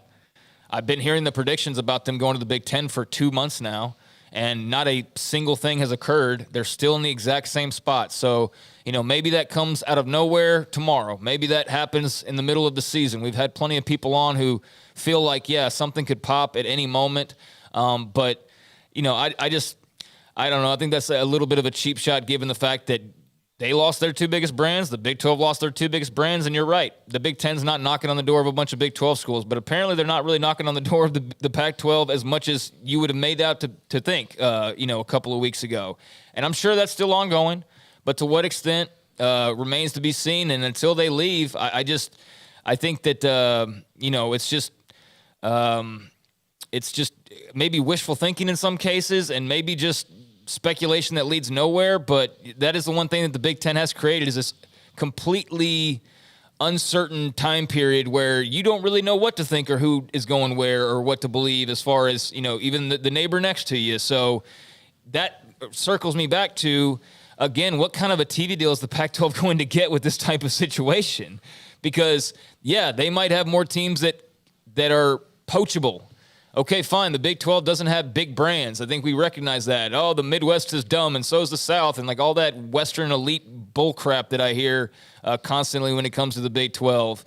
I get all that, but you're in the exact same spot. So, it's not like it's the greatest brag in the world of, well, you're only stable because nobody wants you. But, you're in the exact same situation right now, and you're even less stable because you don't even know if those teams that are with you right now want you either. So it's pretty much the same thing. I just think we're kind of going in circles with the whole Big 12 versus Pac-12 thing at this point. A question in the chat room here from Chris Bartels. Why doesn't anybody, namely Big 12 and Pac-12, go after Notre Dame and build a TV contract around that? Read that slower. I couldn't hear you. Why doesn't anybody, namely the Big 12 and the Pac-12, go after Notre Dame and build a TV contract around that? I know it's about the money, but the money will increase dramatically with that brand. Notre Dame doesn't want to. No. That's why. Notre Dame doesn't want to be anywhere but with Notre Dame. You ever had somebody call you, you don't want to answer the phone because they're annoying, or perhaps you don't know the number, or you just don't want to talk to them, and that's what would happen. Steve, by the way, when someone brought up earlier about Cincinnati and the SEC in the game with Arkansas, they're 0-2 against Alabama, Georgia. I'm not sure they're going to beat Arkansas to open up the season either. Maybe that was from yesterday when someone brought up that game with Arkansas. I wouldn't put Arkansas right in that class of those other 2 necessarily. So, let's see what happens. Cincinnati has lost a lot. So there is that. This isn't like they're running the playoff team right back. And Arkansas's, good on paper. That'll be a nasty little game. I think that'll be a lot of fun, but I'm not thinking for 1 second that Cincy doesn't have a chance to win that game, especially if the reasoning is, well, they couldn't beat Alabama and Georgia, the 2 most dominant programs currently in college football. Joe, we'll wrap it up with this, and Mack Rhoades is next. I'm watching your show too much because I find myself at different times of the day seeing myself in a Richard car from Richard Carr Motors is very catchy. Joel, thank you. He's a UCF fan. Coming up, Mack Rhoades, Sikkim, 365 Radio and 365 Sports. Holy cow, has it been a hot summer. You could fry an egg in the bed of a pickup truck. Jay here from Pickup Outfitters here to give you a little heat relief and some protection for your poor truck bed. August is bed cover month at Pickup Outfitters, and we're making it easy for you to cover up that hot bed on your truck with discounts of up to $200 plus matching rebates of up to $200 and double your warranty on many of those covers. That's up to $400 in discounts and rebates plus double your warranty on bed covers at Pickup Outfitters. And you get our famous lifetime installation guarantee and free warranty assistance, which makes for a worry-free purchase. When's the last time you could say that about your bed, a truck bed? Get your poor bed some heat relief with a brand new bed cover, including name brands like Backflip, Undercover, X-Tang, Retrax, Roll-N' Lock, and Truxedo. Up to $400 in discounts and rebates with double your warranty. It's only at Pickup Outfitters, 220 Lake Air Drive in Waco. There are 26 letters in the alphabet, over 600,000 words in the dictionary, and just 3 of them said together can change everything. Let's order pizza. Those 3 words lead to dough made from scratch and 3 fresh signature cheeses that blanket golden crust in a heavenly melt on Marco's Pizza that'll blow your mind. So visit Marcos.com to order and stop by Marco's Pizza in Belmead, China Spring, Woodway, and in Robinson. Marco's. Pizza lovers get it.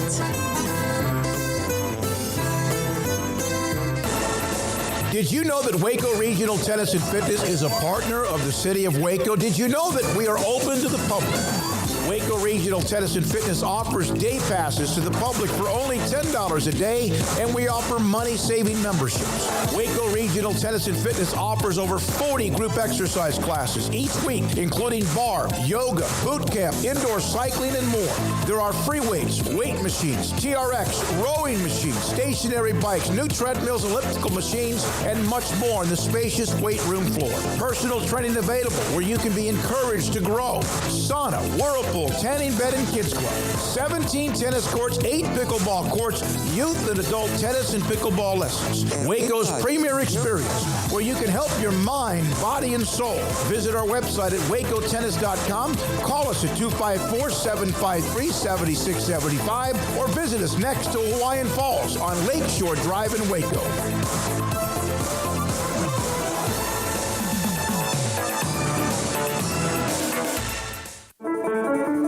One size fits all. That may be all right for an adjustable belt or cheap sunglasses, but when it comes to your financial needs, no one wants a one-size-fits-all strategy. Cam Heathcott, your Edward Jones financial advisor, knows that his most important goals are yours. That's why he takes the time to understand your needs, knowing you. That's how Edward Jones makes sense of investing. Cam Heathcott, covering Conroe and Houston, 936-756-7717 or cam.heathcott@edwardjones.com. Edward Jones, member SIPC. Brad Boozer Jeweler joins us on Sikkim 365 Radio. I've seen people walk in there. First of all, you have so much to show, whether necklaces, bracelets, rings. You have the watches. You have numerous great watches as well. You really have pretty much everything, don't you, when it comes to jewelry? That's correct. Kind of a one-stop shop and all. And the fact that we have the 2 jewelers on staff, the repairs we can do, the fixing of your jewelry, and the remaking of any jewelry has really set us apart from anybody else. You want to know why they're successful? Brad Boozer, the owner of Boozer's Jewelers on the corner of Valley Mills and Lake Air in Waco. Welcome back to Sikkim 365 Radio. Our weekly segment with Baylor Director of Athletics Mack Rhoades is brought to you by Edward Jones Investments Brokers, Tom Albers, Brad Wilson, Ben Erlinson, and Cam Heathcott. Edward Jones, making sense of investing. Baylor Director of Athletics, Mack Rhoades, with us. Paul Catalina, Craig Smoak, and David Smoak. Sikkim 365 Radio, 365 Sports. Mack, it's the opening week. Your first home game, Albany. We had Greg Gattuso on the show, the head coach at Albany, and they're coming in, of course, a day early.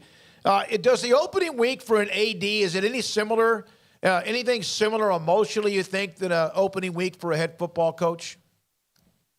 It's a good question. Well, since Dave's got so much emotion, I'm not sure how to answer that. It's an exciting time, I think, for a couple reasons, right? One, at least for me personally, I love college football. Absolutely love this time of year. and so I'm just excited for it to begin, and obviously we had week 0, which I'm not sure why we just don't call week 1, and this was really week 2, but watched those games, and so it's exciting to begin this process, and then for us, the opportunity to go out and brand new year and so to speak, prove that we're a viable national program again, a program of consistency, and then just to see the fans and Baylor, all the Baylor family back together again. So I don't know that it's similar, but there's absolutely some emotion. There's more pep in the step. There's a buzz in the hallway. So life's good, and can't wait for Saturday. Mack, of any year in your tenure, at least football wise, going in, you enter this year knowing that all the things that you wanted to achieve are possible, and where it is, can you be in a New Year's Six bowl game win? Absolutely. Can you win the conference? Can you navigate that schedule? How does it feel knowing that you're trying to repeat that as opposed to wondering, what the dominoes are to fall that had to make that happen? Yeah, I would say uncomfortable. It feels uncomfortable, right? Because you want to make sure, and you can only control what you can control, but that we have the right mindset throughout, and we're not banking on the experts. We're not, believing what we read, right? Nothing is given, in this world, and, certainly in college football, nothing, despite the preseason pick to win the conference, despite being ranked 10th in the country, none of that is given, and we're going to have to go out and earn it, and it's going to require a lot of hard work and effort and unity and selflessness. And, we've got areas on the team that are talented, but not proven. So yeah, it's an uncomfortable, spot to be in. But I think it's also one that, and I don't know if this makes sense. It's also one that, I think I absolutely embrace, and it's exciting that we have this opportunity, and people think highly of us, and that we have this chance to again compete and be one of the best in the country. So I'm really looking forward to that journey this season. Mack, things change quite often in sports. I mean, ideally, you could have your favorite coaching staff and favorite team and favorite players. They all stay together forever. But the one thing about college is it's always changing. And so it makes for a special season on paper, not only because of the players coming back and the expectations of all that, but also the coaching staff as well, to be able to pretty much hold that all together. Yes, there were a couple of changes, but for the most part, I mean, what seems like to be a really special group of coaches. How much of that do you think drives the bus as well with the program and its success? Yeah, I think, Craig, this consistency of staff, I think, is critical. There's only maybe one program out there that has competed at a national championship level, that's won at a national championship level, and we'll have some turnover once every 3 years, but you look at those that compete at the highest level, there's consistency amongst the staff, and if we're gonna lose a staff member, we don't lose them because they're it's a promotion. so to speak. But Coach Aranda, he has created a great culture and environment to be a part of when you're thinking about just working in an organization. I think just like he talks about person over player. I think we could equally say person over coach, and so it's a great culture, great environment, and I think it's really important, Craig. I think it drives us and gives us an opportunity to be, or have a chance to be really good this year when you have that consistency with your coordinators and your most of your other staff. So, and particularly when they're really good, and, hats off to Coach Aranda and hats off to our athletic department. There were some people that came in, when you think about, top 5 programs in the country, the way it finished last year are the top. I mean, there were some programs that came after our assistant coaches, and they decided to stay here. And, we've talked about it. You've heard me say, we're step by step. It's a process, little by little.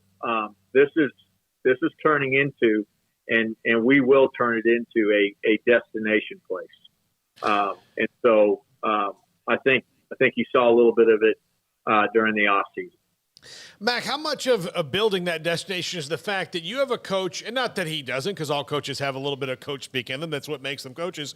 But someone who is so almost devoid of it. When you ask him questions, it's not, we're going to play Baylor Bear football, we're just going to do what we do. I mean, he genuinely answers questions to people, and if he does that to the media, he does that to the players, and people can feel just the genuine nature of how he addresses things, as opposed to a walking cliche. Yeah, I think it's really important, Paul, and I think that speaks to the environment, to the culture, that he creates within the football program amongst, the coaches and the staff. And,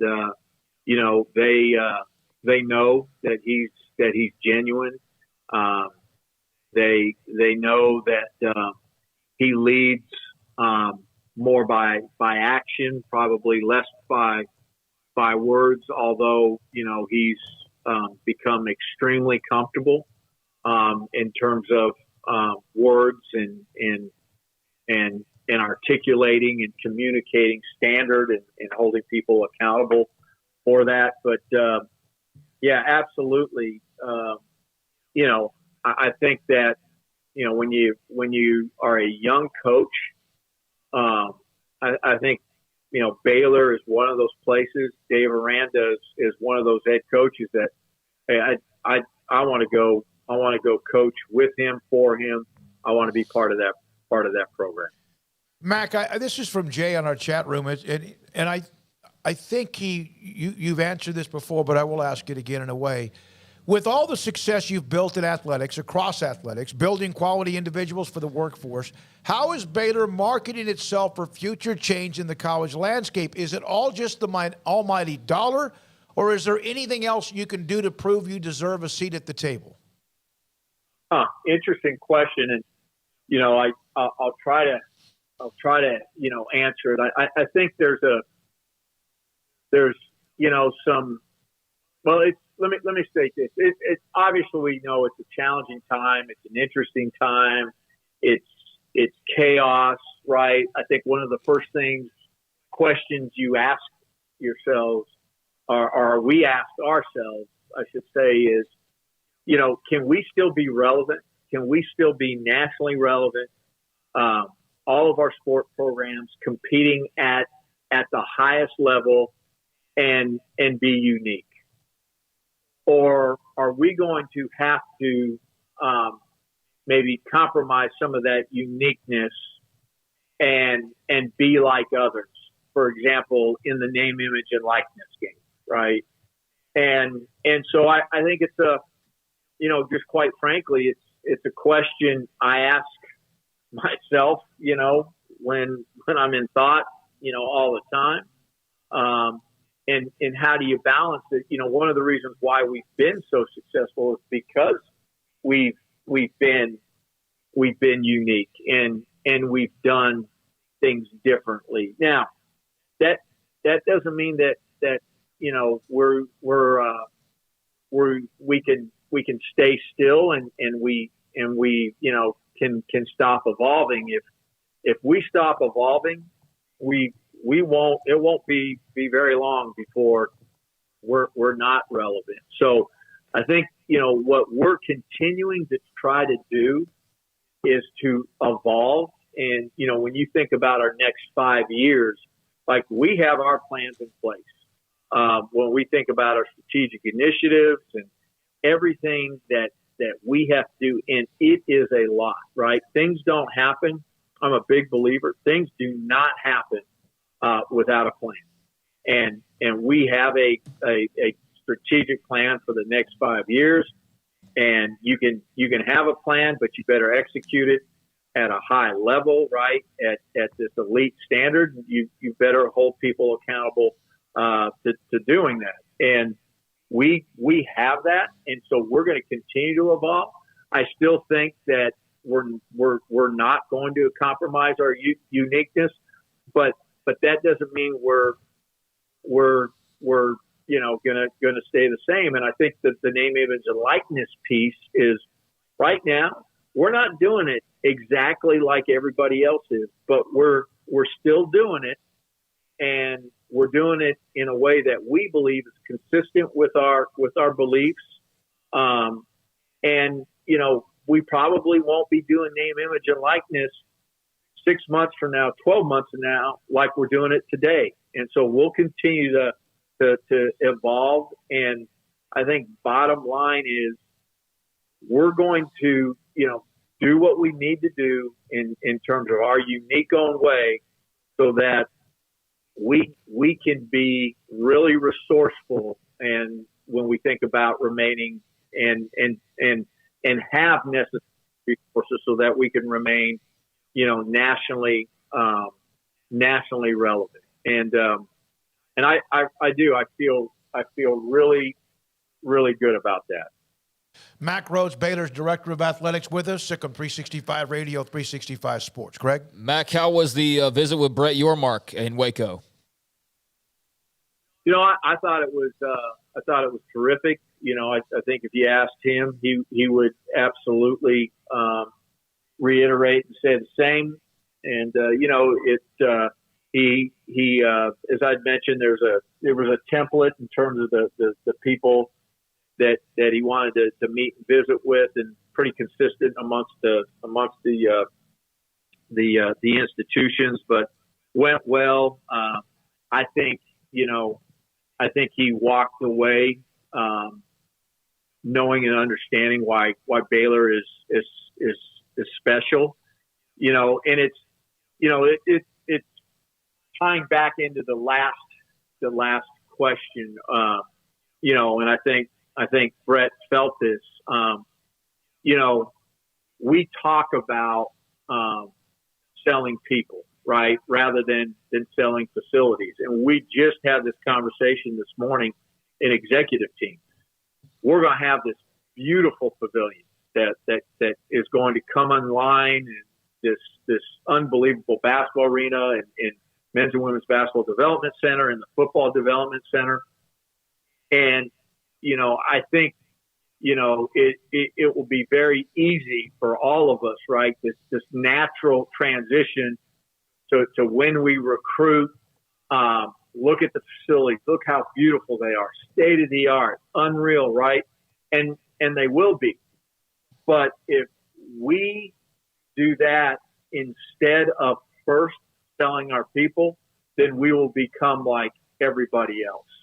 And so we really have to be intentional about that. And I think that Brett Yormark walked away, feeling that, man, there's some really, really good people. Did he leave you a packet with the new realignment agreement, anything like that? Yeah, he a confidential roadmap, so to speak. But look, it's obviously with football beginning, that's probably been more about football and less about conference realignment. The Big 12, we're going to remain aggressive, and there'll be some things that certainly indicate that. I think here in the future, and that's not adding teams, but we're remaining aggressive, and I don't think change is complete yet. I think as we've talked about, timeline is really, really hard to predict.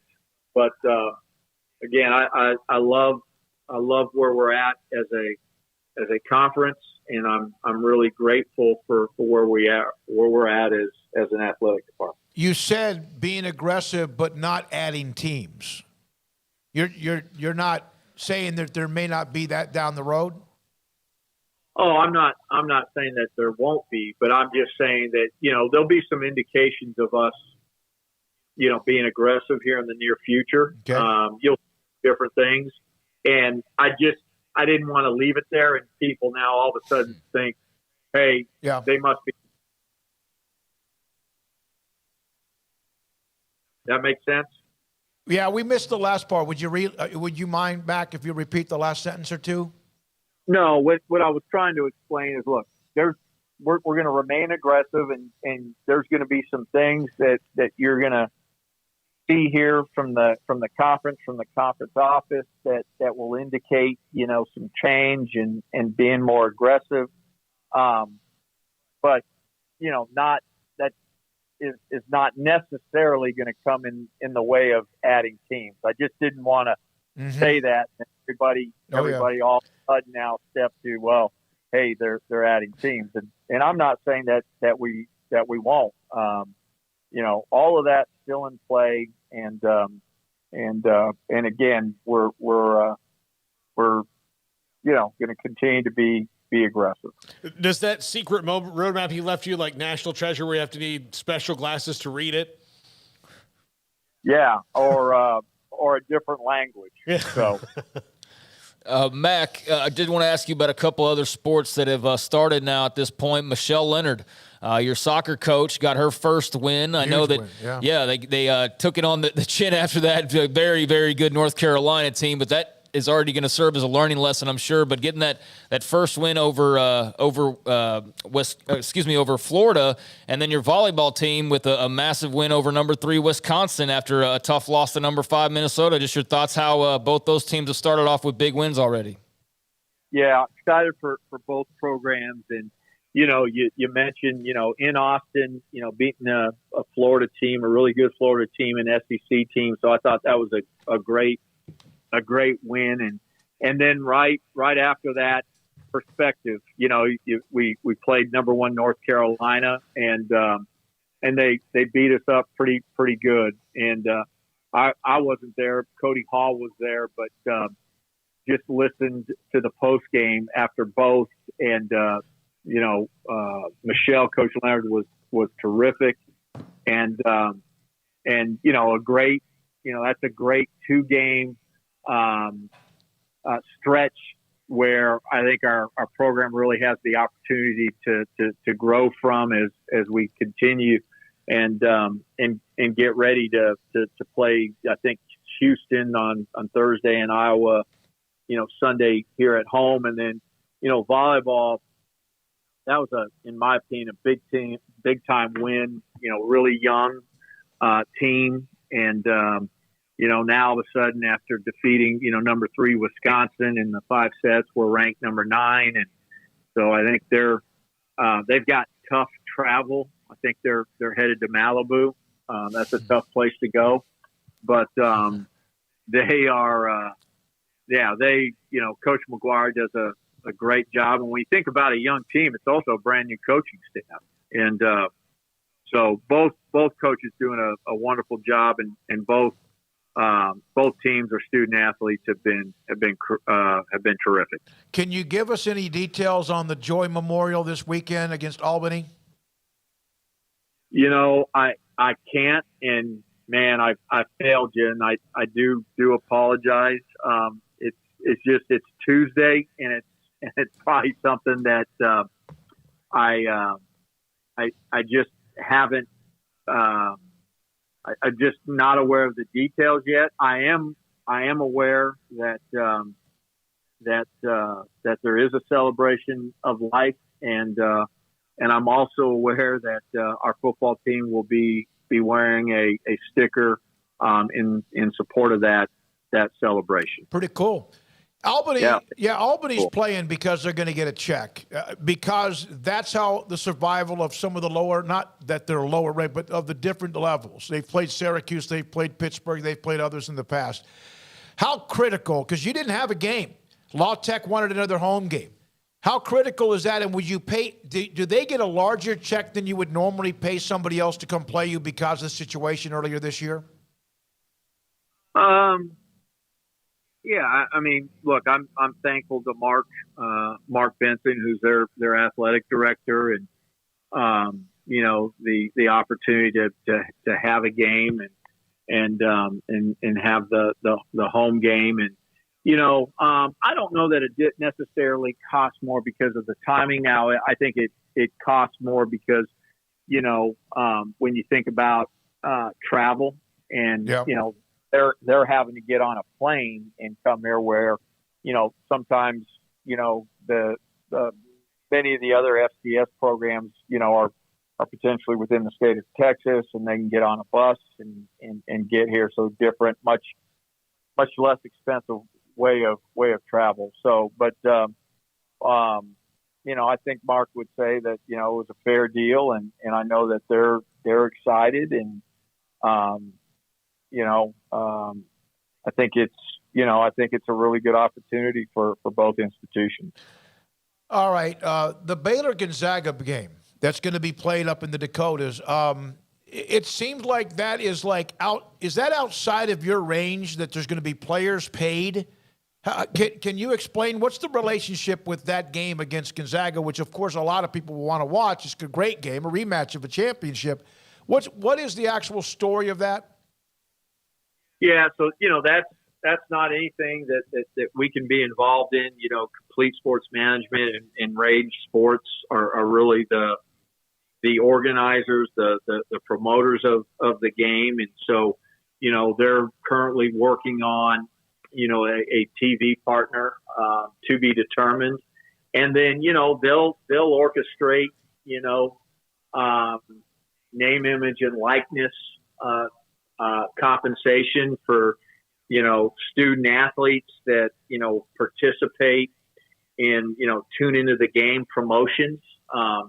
That's how student athletes would earn any name, image, and likeness money, using their name, image, and likeness to promote the game. And so I think there's at this point in time, there's that game is December 2nd. I think there's still some additional details and what all of that looks like, but I think it's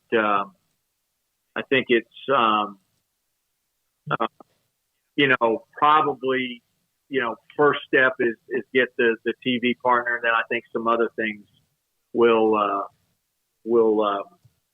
come to fruition. So that's what I can tell you. Mack, thank you very much for your time. We'll see you Saturday. Baylor opens up with Albany 6 o'clock to open up the 2022 season. As you mentioned, top-ranked team. Chris, I'll get to the question about how the Big 12 and new rivalries and how that will help them moving forward. I'll get to that question with Mack next week when we have him on the show. Sikkim 365 Radio, 365 Sports. Richard Carr, Buick GMC Cadillac, they are the people that you can count on. They are the people that have a lot of great deals going on right now at Richard Carr.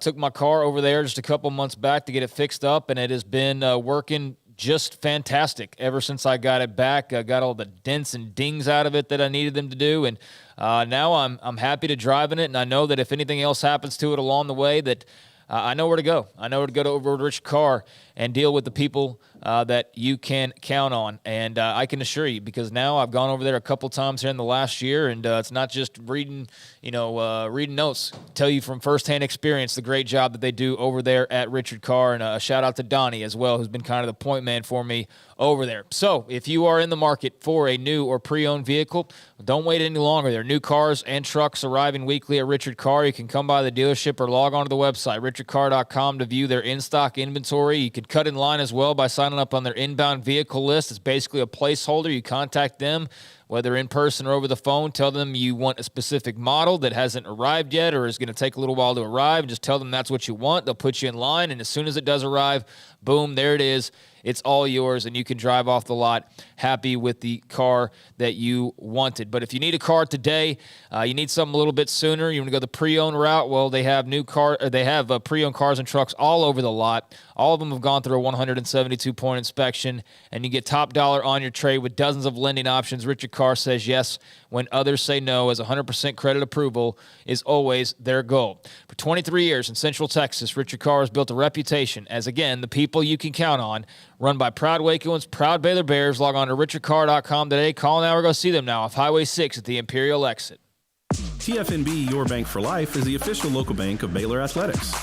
Find out why more Central Texas are making TFNB their bank for life. Sign up for our Edge checking and savings accounts to earn interest or cash back.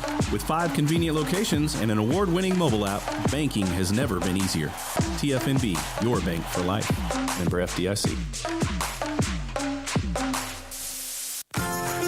Automatic Chef Canteen is a full-service micro-market vending and office coffee provider with state-of-the-art vending equipment, a wide variety of products, and offering custom-fitted micro-market vending office coffee solutions for your employee break room.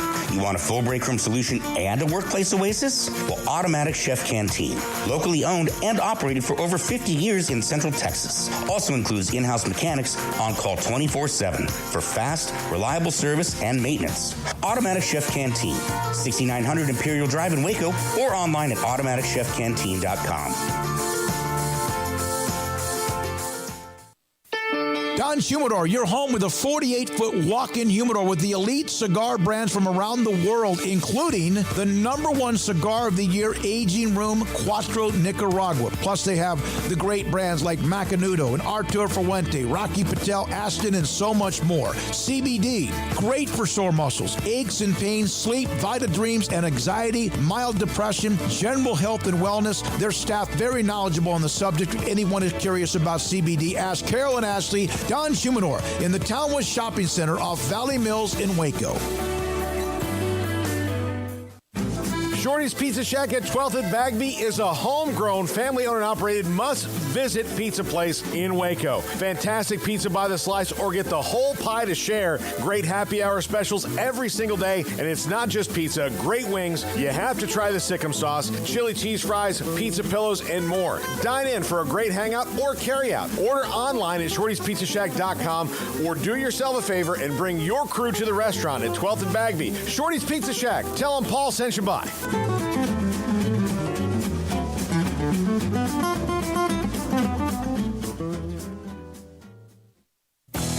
Three Nations Brewing Company has 16 different beers on draft with a new beer every Friday. It also offers 2 air-conditioned tap rooms, a large indoor beer hall, a second-floor mezzanine offering a great overview of the brewing company and equipment and patio where you can relax under the shade. Plus, you can now experience the new Three Nations Beer Garden Grill on our shaded patio. Grab a cold beer and enjoy a bite from our freshly prepared and delicious menu. Street tacos, quesadillas, freshly cooked burgers and dogs, and veggie burgers too. State Fair tornado fries, nachos, and so much more, all prepared and cooked on site. So come visit the award-winning Three Nations Brewing Company on East Vandergrift off I-35 in Carrollton.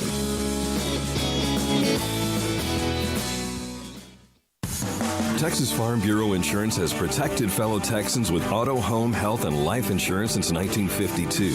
With more than 260,000 square miles of land and 27 million people, that's a lot to cover. Whether you're wrangling cattle or wrangling kids, we're proud to protect Texans in all Texan ways of life. stop by and see our agents at one of our 3 McClain County locations. Coverage and discounts are subject to qualifications and policy terms and may vary by situation.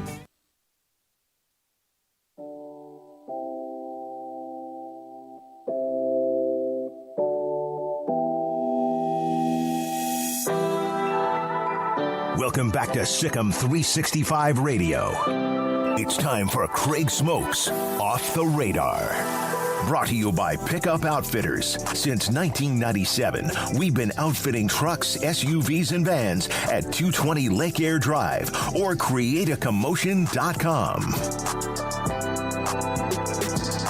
All right, welcome into Off the Radar on 365 Sports, a segment on Tuesdays and Thursdays around this time to just take a look at a few different stories outside of the normal topics of college football, although college football will remain included as it needs to be. I'll probably have perhaps something here in just a few minutes on college football related. Actually, I know that I do have some college football related, as a matter of fact, but it's going to be kind of all over the map and just a scatter shooting of sorts. So starting off, I know that you were just reading this article over here, some more live action in the golf world as the Live Tour continues to add new members to the fold and new PGA additions now in the fold. The biggest acquisition to date, according to most headlines that are out there, is Cameron Smith. After a long time being rumored as a next or upcoming addition to Live, one of the hot young golfers in the world today, he has now officially joined Live Golf. He is the top name in a group of 6 players who have now officially joined the Tour, the rival of the PGA Tour. He is the world number 2. He'll also be joined by Cameron Tringale, Harold Varner III, Mark Leishman, Anirban Lahiri, and former President's Cup teammate Joaquin Neiman. So those are the names. Cameron Smith, again, the headliner, that will be heading over to Live now officially. Yeah, and the money is, I mean, even if you're already making a lot of money, and not like, guys like Harold Varner are doing well, but they're not doing, Mickelson well or Koepka well, but they still make good money. They have good sponsors and all that. But if the money's that life-changing, it's going to continue to happen, and people are going to stop caring where the money comes from and just go. I think it's very sad for the PGA Tour that they have not reacted faster to this, or they thought it would just go away. And now they're trying to bring out their big guns. But yeah, I'm anytime you say, well, that shouldn't be anything. This isn't the USFL. This isn't. No, this is like the PGA is not untouchable like the NFL is. Yeah, this is not that. This is not going to, you can't, you could try to make another baseball league right now. Good luck, but golf, clearly because you're not talking about teams of guys, right? You're talking about a dude. Like, if I can get this dude and then this dude, so you don't have to get 53 guys right away. You can start with 3 or 4. And then once you get the 3 or 4, big names, then the others will follow because the money is that good. And, it's unfortunate that where the money comes from, but it's not going to stop until the PGA figures out something to do about it. I got a question. This is from the feed of Alan Shupnick. He's the one that wrote the book about Phil. And he said this, by the way. He goes, listen, the PGA Tour won the month of August. But September will belong to Live, with tournaments in Boston and Chicago. And this field coming up in Boston, half of the last 24 major championships have been won by this field. Now, one of the questions is they have a limited number in each tournament. I think it's 48 or something like that? If there are people joining Live, what about those who are being replaced? What are their options? Because if they join Live, in some cases, their options are not to go back to the PGA Tour. And I'm not sure who's been dropped. But if you add 5, 6, 8, 10, 12 players, 5, 6, 8, 10, 12 players then are no longer a part of Live, and wonder what they're going to do or where they are, who those are. And he said he's going to actually do a story on that. Okay. That's interesting. I didn't realize that guys could get booted from the Live Tour. No, I think that there's a limited number of now they may increase that. But I thought initially it was going to be 48 players. Yep, don't know about that. You'd have to follow up on that one. But I'm not sure on that. NFL cuts. They moved rosters down to 53 today after the last couple of weeks of trimming them down by 5 spots or so at a time. I think they went from 90 to 85, 85 to 80, and then today 80 to 53.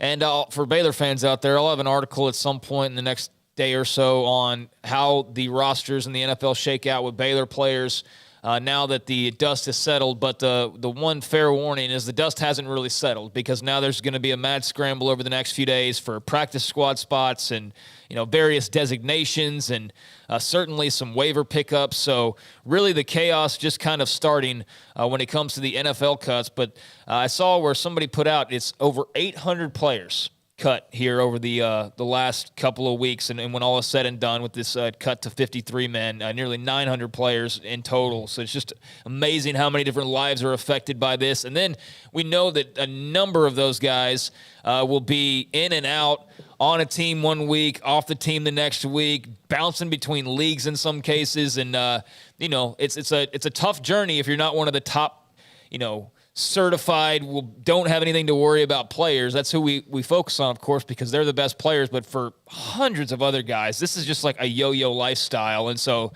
that part of the process is unfortunately well underway right now for several guys. Well, Shaquille Griffin, who was playing for the Seahawks, he had a great story. He had one hand, and that's why he said, look, I don't want to just be in that lifestyle anymore of maybe I want to make the team, maybe I won't. I still love football, but it's on back to what was plan A for him, which was finishing college and working in a career, and he got to live his dream. So there's a lot of guys like that. Look, Quan Cosby, who you and I we've done stuff with. I remember, I was doing a show with him at the end of his career. He got signed by the Jaguars. He was with the Colts, and then he got signed with the Jaguars.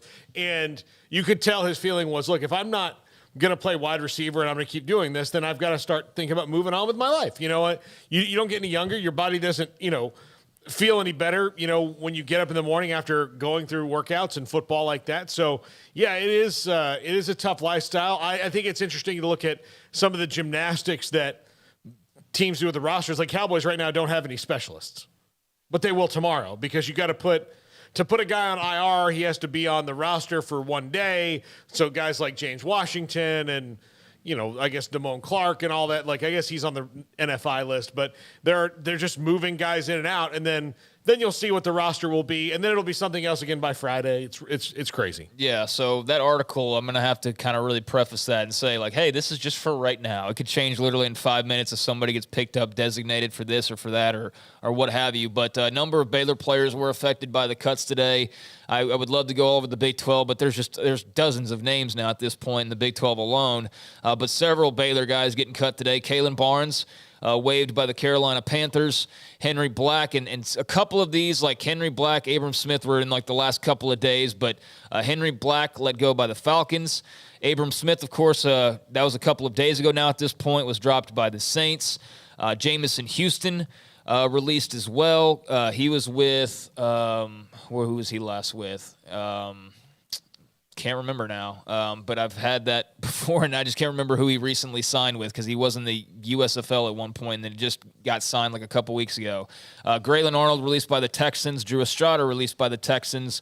Will Bradley King released by the Commanders. Josh Gordon by the Chiefs, and even John Lovett released by the Panthers as well. So there you go, 9 guys in the last 24 to 48 hours alone that have all been waived. Tecklenburg, right? No, I haven't seen him yet. So Tecklenburg also released. Well, so was that Bravion Roy is the only Baylor guy on Matt Rhuades' roster now? Yeah, because Clay Johnston joined the Bengals last year, right? Yep. Yeah, he was a big part of their little, or not a big part, but he played a pretty nice role in their little playoff run. Yeah, Jamison Houston was with the Seattle Seahawks. That's who I was trying to think of. So yeah, there's at least 10 guys now that have not. Or that have been waived, and that's still a nice little run for Tecklenburg. I mean, he was in there for 3 years in the NFL. Yeah. I never would have predicted that for him. Yeah, that's great, and I just to be able to say that you are a part of an NFL training camp is not enough for most, but it's still something you can say. And Lord knows, most everyone watching, none of us ever dreamed of playing college football, much less have a chance to be a part of some kind of pro camp. Yep. So dreams are dying in some cases, and they'll be reignited for others down the line at some point, maybe even the next few days, as again these rosters are going to be in kind of constant motion leading into that opening weekend of games. But did want to make mention of, for all the guys who maybe didn't have a very good shot but have managed to hang on and carve out a niche, even if it's the yo-yo lifestyle of bouncing between practice squad and activated roster and being cut and then doing it all over again with another team a week later. That's a rough lifestyle. But another rough outcome when it comes to being cut is, how about being a top 20 pick just a year ago and no longer being on an NFL roster? Because that's what happened when the Raiders cut Alex Leatherwood today. He was their 17th overall pick in the 2021 NFL draft, 17th overall, and the Raiders decide to let him go. So they've had I saw somebody start pointing out, like, Henry Ruggs was a big first-round pick for them, and obviously that didn't turn out well. But, man, if your top 20 picks not even lasting more than a year, that is no bueno. Well, that's why the coach and the GM that picked him are not there anymore. Yeah, and you can't miss on them.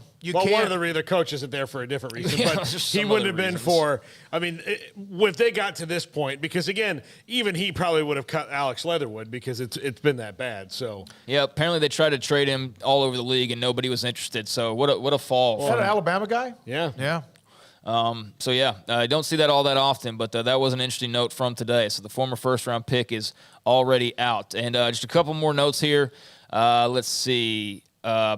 Did see from Joseph Duarte, Brett Yormark is going to visit Houston on September the 12th. There we go. So that will be his upcoming visit. Not sure about the other 3 new schools and when he'll get around to those, but Duarte is dead on with that. And speaking of which, I believe this ties in. It does.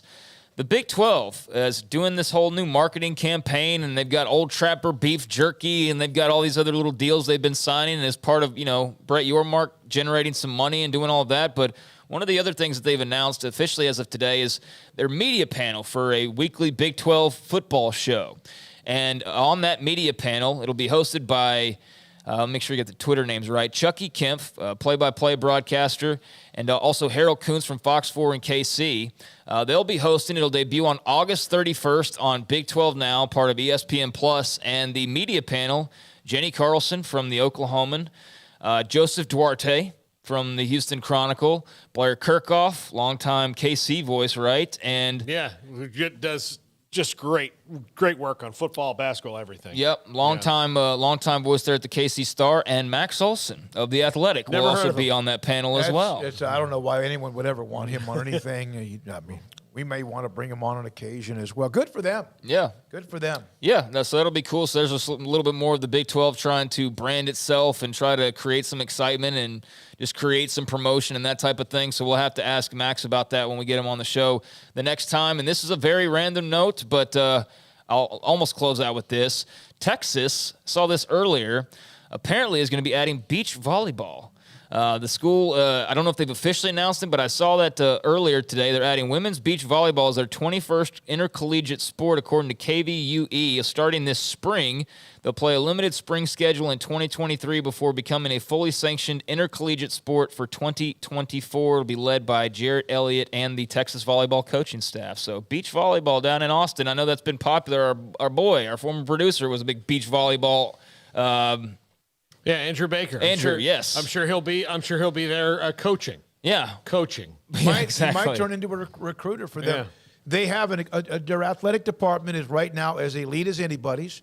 Above that, they've won the last 2 Learfield Cups, and that's another sport now. And Texas is one that can add and add and add. And now, hey, if you can do it, right? And good for them. That is a very, very...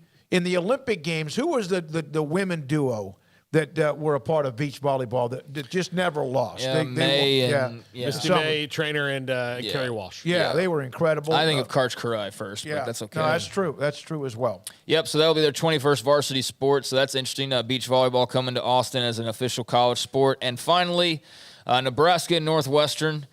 I really hope we don't, as college football fans, make the same mistake that pro wrestling fans made, and that it's caused me to dislike the whole thing a whole lot more, and that's every week's a ratings comparison. I know it sounds fun, but comparing TV ratings on a weekly basis and letting it be like a live or die thing weekly is just the most unfun thing you can ever do for a product you're trying to enjoy, is start to check out the TV ratings and worrying about demos and who's like, it's just like there's being fanatical. But, like, that's to the point where it's just too much. You can't enjoy it that way. So, by no means do I want to get into an every week, like, here's the ratings for college football. Here's why the Big Ten, I don't want to get into all of that. Let's just enjoy the games. But worth mentioning that Nebraska and Northwestern out in Dublin, Ireland, averaged 4.4 million viewers on Fox. So pretty healthy number there. Up 32% in the ratings and 35% in viewership from Nebraska and Illinois, which were in the same window last year and had a little over 3 million people. So most watched game of week 0 by a large margin. But, yeah, 4.4 million viewers for Nebraska and Northwestern out in Ireland. And, that's how the college football season got kicked off. So pretty nice start there and a good number for the Big Ten. You see why they are, getting some of that media deal they're getting. So those are a few things off the radar. It was about the only game on. There were a couple of others, and it also was a game that went down to the wire, and it was had some drama to it as well. All right, Craig, thank you very much. Coming up next, former Baylor quarterback, Baylor radio color analyst J.J. Joe, Sikkim 365 Radio and 365 Sports. Pioneer Steel and Pipe since 1943 have been delivering elite metal, steel, and pipe. They have done it with great customer service. They've done it with unbelievable passion. And they've done it by beating the big box stores. Who are those? Those are the big stores that come in and they can lower the price because they have so much of everything. And they hurt local businesses at times. And some of them have gone out of business. Not Pioneer Steel and Pipe. Nope. As good as ever before, bigger, better, faster, stronger, and they also are on the edge or on the verge, just around the corner of opening up their brand new location, which allows them to have more bigger, better, faster, stronger pipe, steel, metal, and also delivery and distribution. Pioneer Steel and Pipe, the Pioneer Boys since 1943.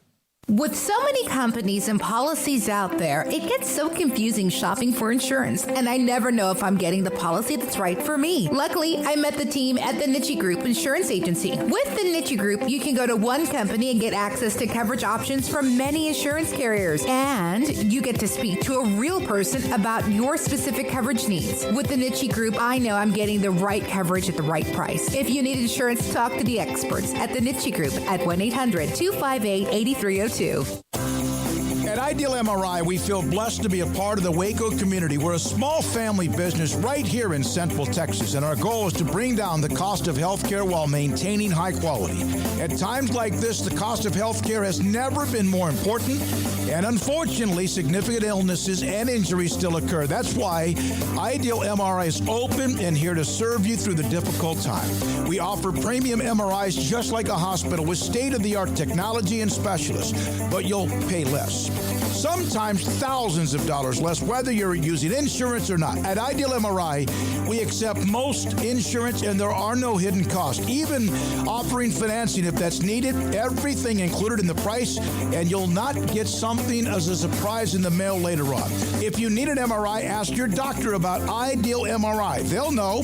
You can schedule an appointment safely from home online in minutes at idealmri.com or give us a call, 833-IDEAL-MRI, idealmri.com. How did Edward Jones become one of the biggest financial service companies in the world? By not acting that way. Financial strategies, one-on-one advice, it's a big difference. And that's why Brad Wilson, your Edward Jones financial advisor, makes sense of investing. Experience the difference for yourself. Brad Wilson, 250 Sharon Drive in Woodway, 254-776-4337. Edward Jones, member SIPC. Hey, this is Bryce Petty, former starting quarterback and two-time Big 12 champion, and I know firsthand the importance of being in top shape both on and off the field. So listen up, men.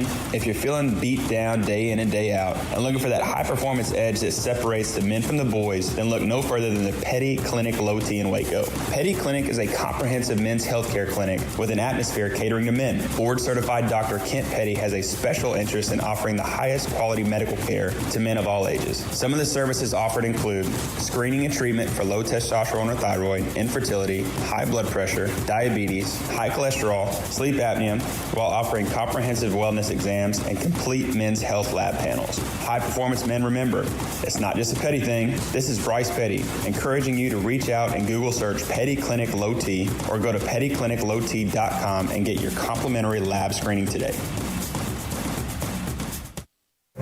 Stepping into a new pair of boots is great, but stepping into the boots of a U.S. Army officer can also add confidence and leadership skills to your son or daughter's career path. There are more than 150 occupational specialties to help them find the best fit for their future. See all the things your son or daughter can achieve in our boots at GoArmy.com. U.S. Army Waco Recruiting Company, 254-598-8131 or 254-776-1543. Pizza, burgers, and Bears football. There's no place around Waco that serves them all other than Bubba's 33. Come show your green and gold and enjoy some of Waco's best food and beverages while watching your favorite team, the Bears. When real Bears fans get hungry, Bubba's 33 is the #1 spot for ice-cold drinks, hand-stretched, stone-baked pizzas, and bacon-infused burgers. Join us for indoor or patio dining. Bubba's 33, Waco's restaurant and proud supporter of Baylor Bears football. Sick 'em, Bears. Welcome back to Sick'em 365 Radio. Second down and 15. Joe Bonner. He's loose. He's got his second touchdown. No flags. 69 yards on that score.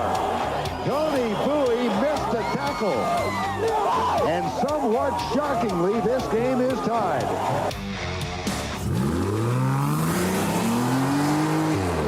This segment on Baylor Athletics on Sick'em 365 Radio is brought to you by Richard Carr Buick GMC Cadillac. Learn more at richardcarr.com. 19-year-old true freshman quarterback stepping in for the injured Matt Corral and then being brought down. Bryson Jackson with the sack and the turnover on downs. The 5 o'clock hour is sponsored by Edward Jones Investments with financial advisor Ben Erlinson, who'll navigate you through today's financial climate. Edward Jones, making sense of investing. Now here's David Smoak, Paul Catalina, and Craig Smoak. Former Baylor star quarterback and also Baylor radio color analyst J.J. Joe with us. Paul, how far back did you go back to the days of like reel to reel and find that the old almost? Then I found a highlight of the 1992 Sun Bowl. Most of JJ's highlights that are on YouTube don't have audio to them, so they don't really do us any good.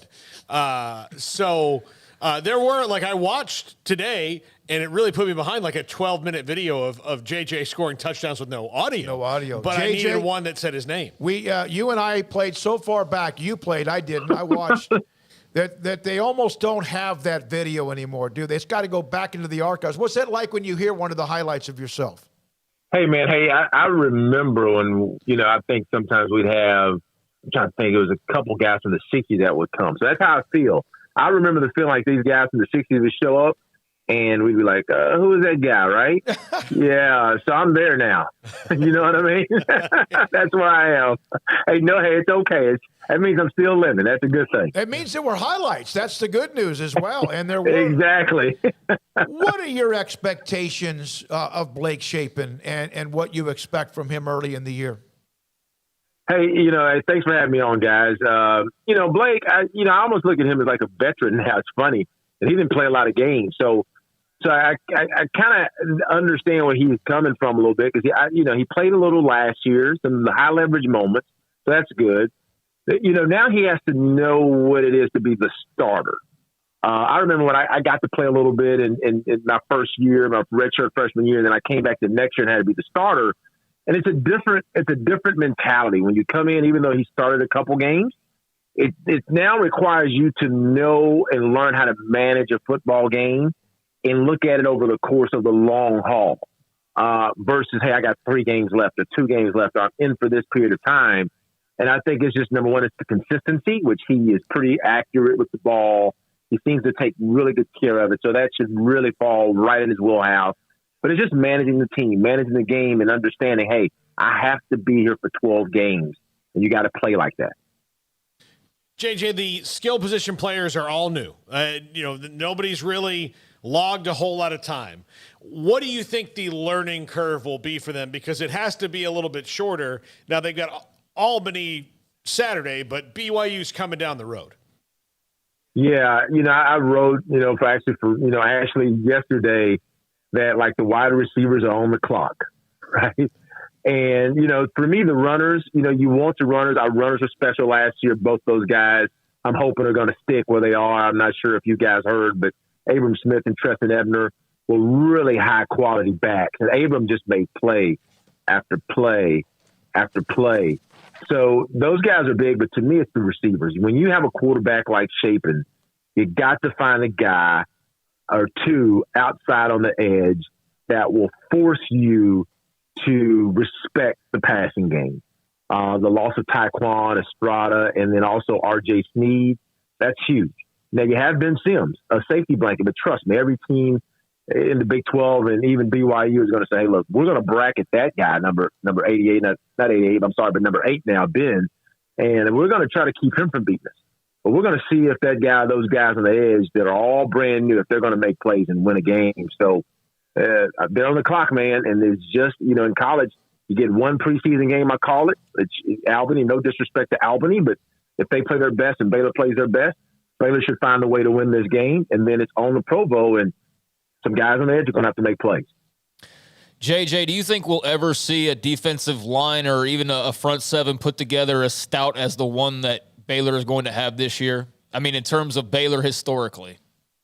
I'm thinking back, man. I remember when I got there in my freshman year, we had a couple, Santana was on that line, and they were deep, and Jay Fran was on that as a linebacker. And I'm thinking back, I think it was 15 or 16 or 14 when we had Oakman, we had Billings, and we had a few guys that I thought may be really good, but I don't think we had one like this. And you got Cole and TJ and Siaki Ika, and you got also Jackson, who's a transfer in, and you got Gabe Hall, you got Chitty Albany. I don't want to look past him. He started really coming on. I mean, you got probably, and I may miss a couple guys, but you probably got 5 or 6 guys, just looking at the interior that should help you get through a 12-game season and not only get through, but play at a really high level up front. JJ, as a quarterback, you hear about those guys who are dynamic pass rushers from the blind side. That's why left tackles make so much money, for mostly quarterbacks are right-handed. What was more of annoyance or maybe made you blink? Pressure that you may know is in the backside or pressure up the middle? Well, I'm a short guy. I'm 5'11" and a half, right? Shorter than Blake. Blake's, I think, about 6'6'1". I mean, so that up the middle stuff is no fun. I mean, you just can't see. I mean, it's just when they start pushing that pocket in front of you and you're already like 6 foot, it just really it starts decreasing the passing lanes, because really when you're that height, and really if you're 6'3" or below, you're looking through passing lanes. So if that center or those guards start getting pushed backwards, it really closes that distance and forces you to kind of want to get out. That tackle, while it is important, don't get me wrong. I mean, it's nothing like getting the blindside hit, and I've had several of them. And once you get hit once, you start looking. It's really that up the middle, that for a quarterback that like Blake, who he'll hold it, but Blake really tries to get the ball out and get it pushed to the right spot. So it's really that up the middle, that really you just can't have when you're sitting there and you're 6 foot tall. JJ, who's the player that you haven't seen yet that you're most excited to see? Man, I mean, golly, I mean, it's going to be, for me, I've been kind of wondering defensively. I mean, offensively, of course, the receivers. I hear so much about these young men, about, kind of their talent, like the Hal Presleys, the Seth Joneses, the young player, even the freshman Armani, Winfield. I really want to see Gavin Holmes. I'm really hoping. I know he was behind Monterey. We've seen Monterey a little bit, not in real action. Gavin Holmes, I'm really pulling for Gavin Holmes. He had a really good start. But defensively, I'm interested to see, they flipped Walcott to star and they moved Lorando Johnson to corner. I thought I was going crazy. I was like, am I missing something? Because he really played that Jalen Petrie type role, in a sense, nickel role. So, it's interesting. I'm going to say I'm going to look on the edge. I'm really interested to see how what he looks like, what Monterey looks like in a starting role, what Seth looks like. And I also want to see, I know they have him kind of down the depth chart. I want to see what Gibson and Josh Cameron look like. I mean, those are decent size. I want to see what those guys look like. So really those receivers is really what I'm going to have my eye on. Where do you think Baylor as a program or a team can be better this year, where they could use some improvement. It's kind of hard to identify that sometimes, right? Because so much is going right and so much is strong, but where do you see a need or potential for improvement? That's a good one. I think sometimes last year on offense, we really, our defense played really fantastic football last year. I thought on offense sometimes I think we got kind of stagnant in some games and didn't put teams away when we had the opportunity to put them away. Maybe our defense got a stop and we just didn't take the ball because, teams stacked up on us and we didn't complete a pass or whatnot. So, I said this in the Oklahoma State game. I guess that was the second one, the championship game in the first half.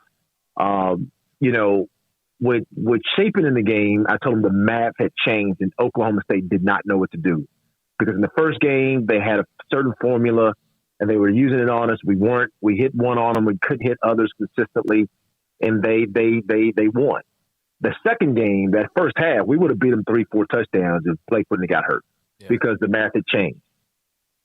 So to me, really, for me, what I'm looking for is just I really want to see us be able to marry a really productive passing game with what I think will be a really dynamic running game. Because I think if that happens with this defense, this team has the opportunity I don't want to get ahead of myself. They have an opportunity really well this year if these receivers come along. Somebody has to come along. This team has a chance to be better than the one before. But you got to go do it because you lost special players, right? Mm-hmm. You lost Bernard, lost a lot of guys from the league that, probably going to play well. So you got to find those players that step up and start making plays too. Can you try to describe the difference between, and it's besides the obvious of fall workouts, and things have changed since you played, then that game or two of non-conference, although on occasion Baylor and others might open up with a conference game, and just as it ramps up, what are the differences in those games, in your opinion? And what you just clear it up for me, Smoak. You mean between like this one, and then you start the next week. It's Brigham Young, which we know is a big time. Yeah, I got you. And then you get into conference. Oh man, it's night and day. I remember when we played. I think this is my sophomore year. We played UTEP to start the season. And UTEP was, back then, they're not as solid as they are now. I mean, they're much better now. But we played them, and I think we barely won. I mean, Coach didn't want to show anything. So the coaches won't put really much on tape this week that they'll plan on using in Provo. So you got to go out here against Albany, and you got to be dominant, in which defense to keep them from scoring, and then offense has to get points and get off the field by the third quarter. But the first game is really that, hey, let's see what this team looks like in real game action. But then I remember the second game, we went from UTEP to then the defending national champions, Colorado, in Boulder. It's kind of like with Baylor's last two. They're going to go from Albany to, really solid BYU team in Provo. And the intensity is thousandfold. It's hard to describe in a foreign environment and the stress that comes. And the funny thing is, I think I heard Coach talk about this, is the stress on the road. Even though you have a lot of veterans there, it's going to stress players who have not been stressed at that level before, specifically on defense, because Petrie just would make that play when you need to make that play. He would get that guy to the ground. Bernard would make that play when you need to make that play. He would get a guy to the ground. And they did that all over. JT Woods would make that interception and make that batted ball. So you got to find those guys who will be able to do it under stress on the road. JJ, we look forward to it. Mondays just after 5 o'clock with you. Your ability to see the game the way you do as a former player and analyst. Look forward to our Monday meetings or Tuesday meetings with you. Hey, look forward to it as well, guys. You take care. JJ Joe, Baylor Radio, the color analyst, with us on Tuesdays just after 5 o'clock throughout the year. Sikkim 365 Radio, 365 and writes for the Sports. site as well. And he wrote a heck of an article. Ashley Hodge put it up there on the site in the premium section of Sikkim365.com. Back in a moment. The Woodway Wine Fest featuring Jacko Pierce is just around the corner. I remember when they first asked me to start promoting the event, it seemed like 5 or 6 weeks ago. Well, it's just around the corner. The Woodway Wine Fest featuring Jacko Pierce, September the 9th, 6 o'clock until 9:30, $35 per ticket. It will be at the Pavilion at the Arboretum. Doors open at 6. Wine tasting begins at 6 o'clock that evening. And the Jacko Pierce concert will begin at 8 o'clock and run until about 9:30 or so. Wine tasting at the annual Woodway Wine Fest featuring Jacko Pierce. Space is limited. Tickets are selling well, but you can still buy your ticket or 2 or 5 by going to discoverwoodway.com. Cars priced right both day and night. Average your car in Texas. Trucks built for you, red, white, and blue. Average your car in Texas. Cars that zoom with lots of room. Average your car in Texas. Count on us, a dealer to trust. Average your car in Waco, Texas. It takes time to reach goals. It's a truth that applies to more than sports. It goes for your financial goals as well. You work hard for your money, and you deserve an investment strategy that lines up with your game plan. And Tom Albers, your Edward Jones financial advisor, can help. If your financial investments aren't putting forth the effort you desire, stop by today for a financial review. Tom Albers, 4301 Lakeshore Drive, 254-776-7605. Edward Jones, member SIPC. From the first workout to the last practice, sports is an incredible challenge. Hi, this is Dan Ingham with the First National Bank of Central Texas, and we're proud to support each athlete, every parent, and our educators.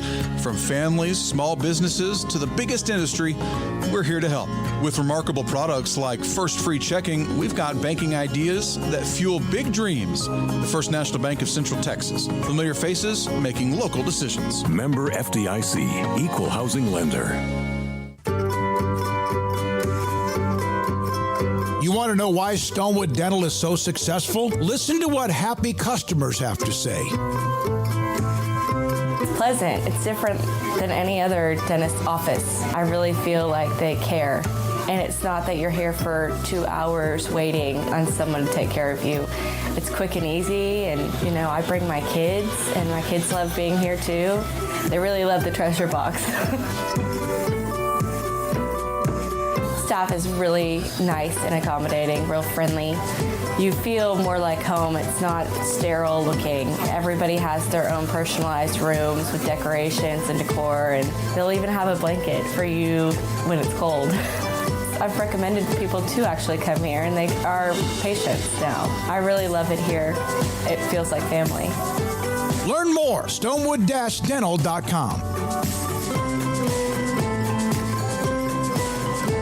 Brad Boozer, Boozer's Jeweler, joins us on Sikkim 365 Radio. Boozer's Jewelers on the corner of Valley Mills and Lake Air Drive. It's a staple of the Waco economy. And you're about to approach this time of the year where you have the holidays, special gifts. It's not that you don't have that every single day. What are some of the things you have coming up? We kind of call ourselves the wedding ring store. We do all of our own custom work in-house. I've got 2 expert jewelers on staff every day. We can make anything from scratch. We kind of pride ourselves. Probably 9 out of 10 every engagement ring we do is actually made custom to what the customer wants. People look at that, oh my God, I can't afford it. I can't afford something like that. You've shown me examples that you could fit pretty much any budget. It doesn't cost any more to custom make something. You still have gold, you still have diamonds, and you still have labor. Best thing about a custom piece is if you have any old jewelry or heirloom jewelry or something passed down from a grandma or somebody, we can take that jewelry and use it towards your wedding ring for the sentimental value, and then you've got the product, and then it's just a little bit of labor and a little bit of design on your part of what you actually want. You want to know why they're successful? Brad Boozer, the owner of Boozer's Jewelers on the corner of Valley Mills and Lake Air in Waco. Welcome back to Sikkim 365 Radio. It's time for our weekly segment with NFL Hall of Fame columnist John McClain. Brought to you by Pioneer Steel and Pipe, where customer service is their main focus, and best in metal, steel, and pipe for large or small projects, with 2 locations in Waco and Bryan. Family owned and operated since 1943. We're now joined by Hall of Fame columnist John McClain, who is also Jalen Petrie's public relations department and what he does with the Texans as well. John, thanks for your time. Today's the cut day. Do you have any interesting stories about cut day over the years you've covered the NFL? Well, it sounds like I've set you up for this, but I haven't. And this is, I'm preparing to speak to a Baylor alumni group, Baylor professionals. Houston present John McClain next week for the Junior League of Houston. And I'm excited about that because this will be the second time I've been speaking to Baylor groups in 2 weeks. And this is a story I will not tell them, but I'll tell you, and I can't mention the names. One year in the early 80s, it was cut date. And back then, you could go to the facility, you could wait in the parking lot or the hallway. Players are cut, you can interview them. Now, if you try to get close to the stadium, they'll tase you. And so there was a big defensive tackle sitting on the back of his Bronco, and his name was Daryl Skogstad, and he was crying, and his shoulders were heaving, and I went over, and he told me he'd been cut. And I felt bad for him, but I asked him if I could get a couple of quotes. He said, yeah. I turned on my tape recorder, and he said, I got cut because, and he said a coach was having an affair with a player who was kept over him. And I'm like, okay, wait a minute. I said, what? And he repeated it. He said he kept him because they're a twosome. And this was in the early 80s. It might have been 82 or something. I'm saying, you don't want to say that on the record, do you? He said, I sure do.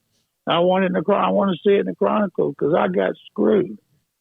So I'm okay. I got the quotes. I went down outside the coach's dressing room and asked his coach to come outside so I could tell him about what Daryl Skogstad had said in the parking lot.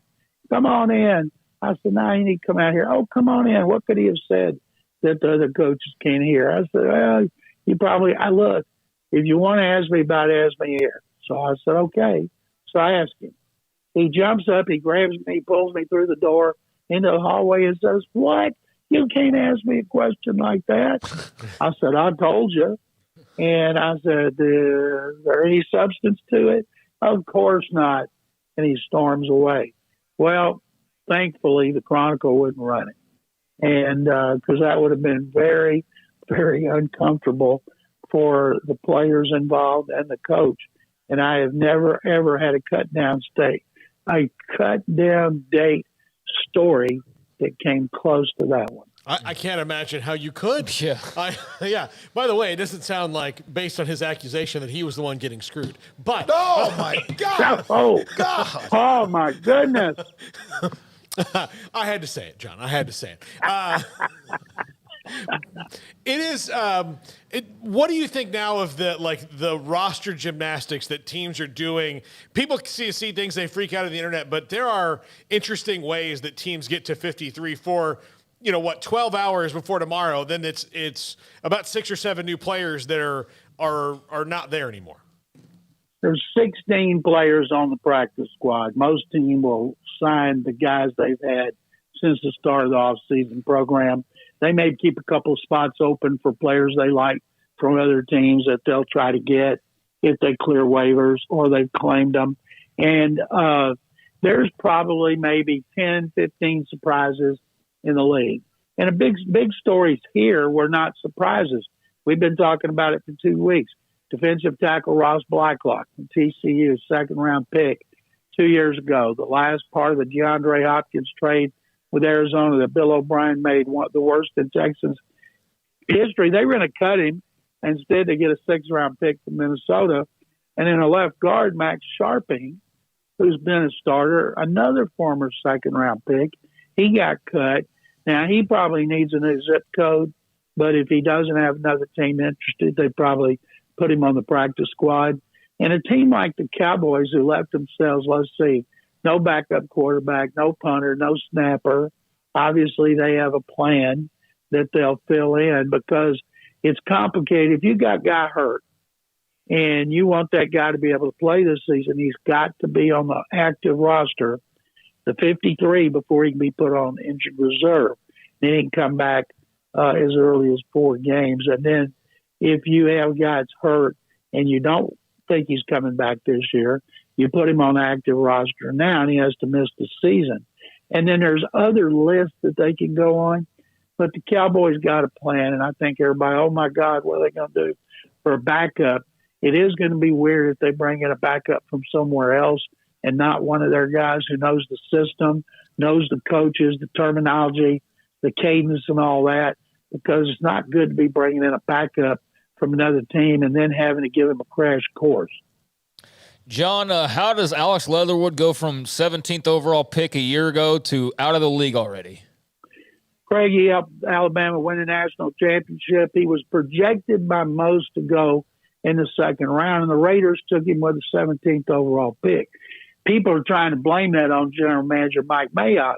He did not have control of personnel. John Gruden did. It wasn't Mike Mayock that turned down Tom Brady. It was John Gruden. So that was a John Gruden pick.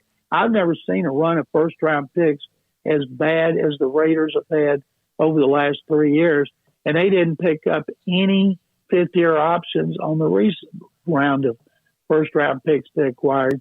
And Leatherwood, they tried him at tackle, they tried him at guard because he was 17th pick. There were a lot of eyes on him. He gone in the second round, wouldn't have been as much pressure, but he's a perfect candidate that he needs to go somewhere else. Could he go to Dallas and play left tackle? If he can't play it with the Raiders, how could he play it with the Cowboys? He's more suited for guard, which seems to be a Cowboys problem right now. You got more guards than tackles. Yeah, they're stuck right now, Dallas, aren't they? I thought that when Tyron Smith went down, I immediately started tweeting the Cowboys to call the Texans and ask about left tackle Laramie Tunsil. He's back. He's healthy. He played 5 games last year, broke his thumb, and didn't play the rest of the year, and he can play. And the Texans aren't going anywhere with him. And they've got another backup tackle. They've got 3 tackles. 2 have been starters. And it just seemed natural to me. Now, the Texans would have taken a big cap hit, but they could afford it. And then get from the Cowboys like a number 1 this year, and then a conditional pick in 2023, and let Tunsil go up there and help them win the division while the Texans have another number 1 pick to build with. But that's not what happened. And I'll say this. I picked the Cowboys to win the division, be the first repeat winner since Andy Reid was in Philly. But now, because Collins is gone and Smith is gone, it's just hard to do that, especially when the running game is suspect to begin with.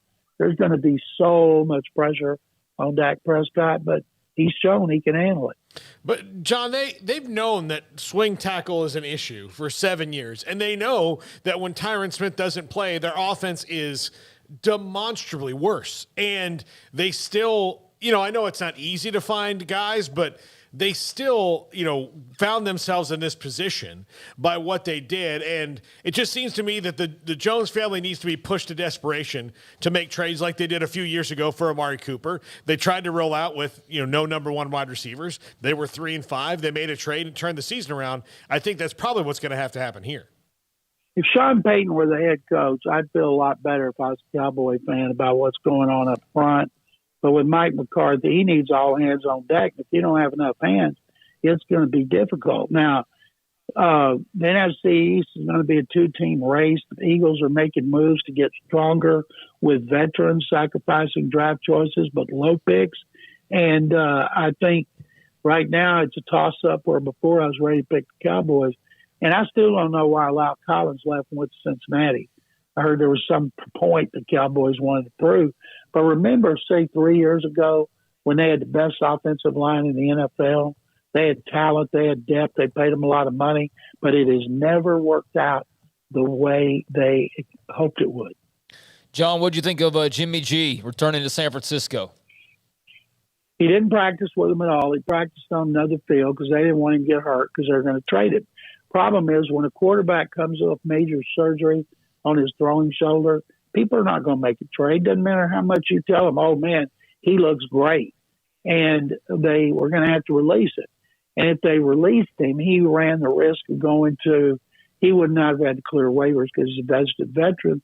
But maybe the only teams that needed quarterbacks are bad teams. The quarterbacks were injured, and they might give him $1 million or $2 million and then pay him the minimum. So by doing this, reducing his contract to 6.5, that can jump up to 9, and getting a no-trade clause, and he can't be tagged with a franchise transition designation when free agency begins in March. He's going to be a free agent. So at worst, he's a 17-game backup who will be healthy. And at best, he'll get to play for Trey Lance, who has not developed the way the 49ers expected, or Trey Lance has gotten hurt. I saw Trey Lance play here with the starters.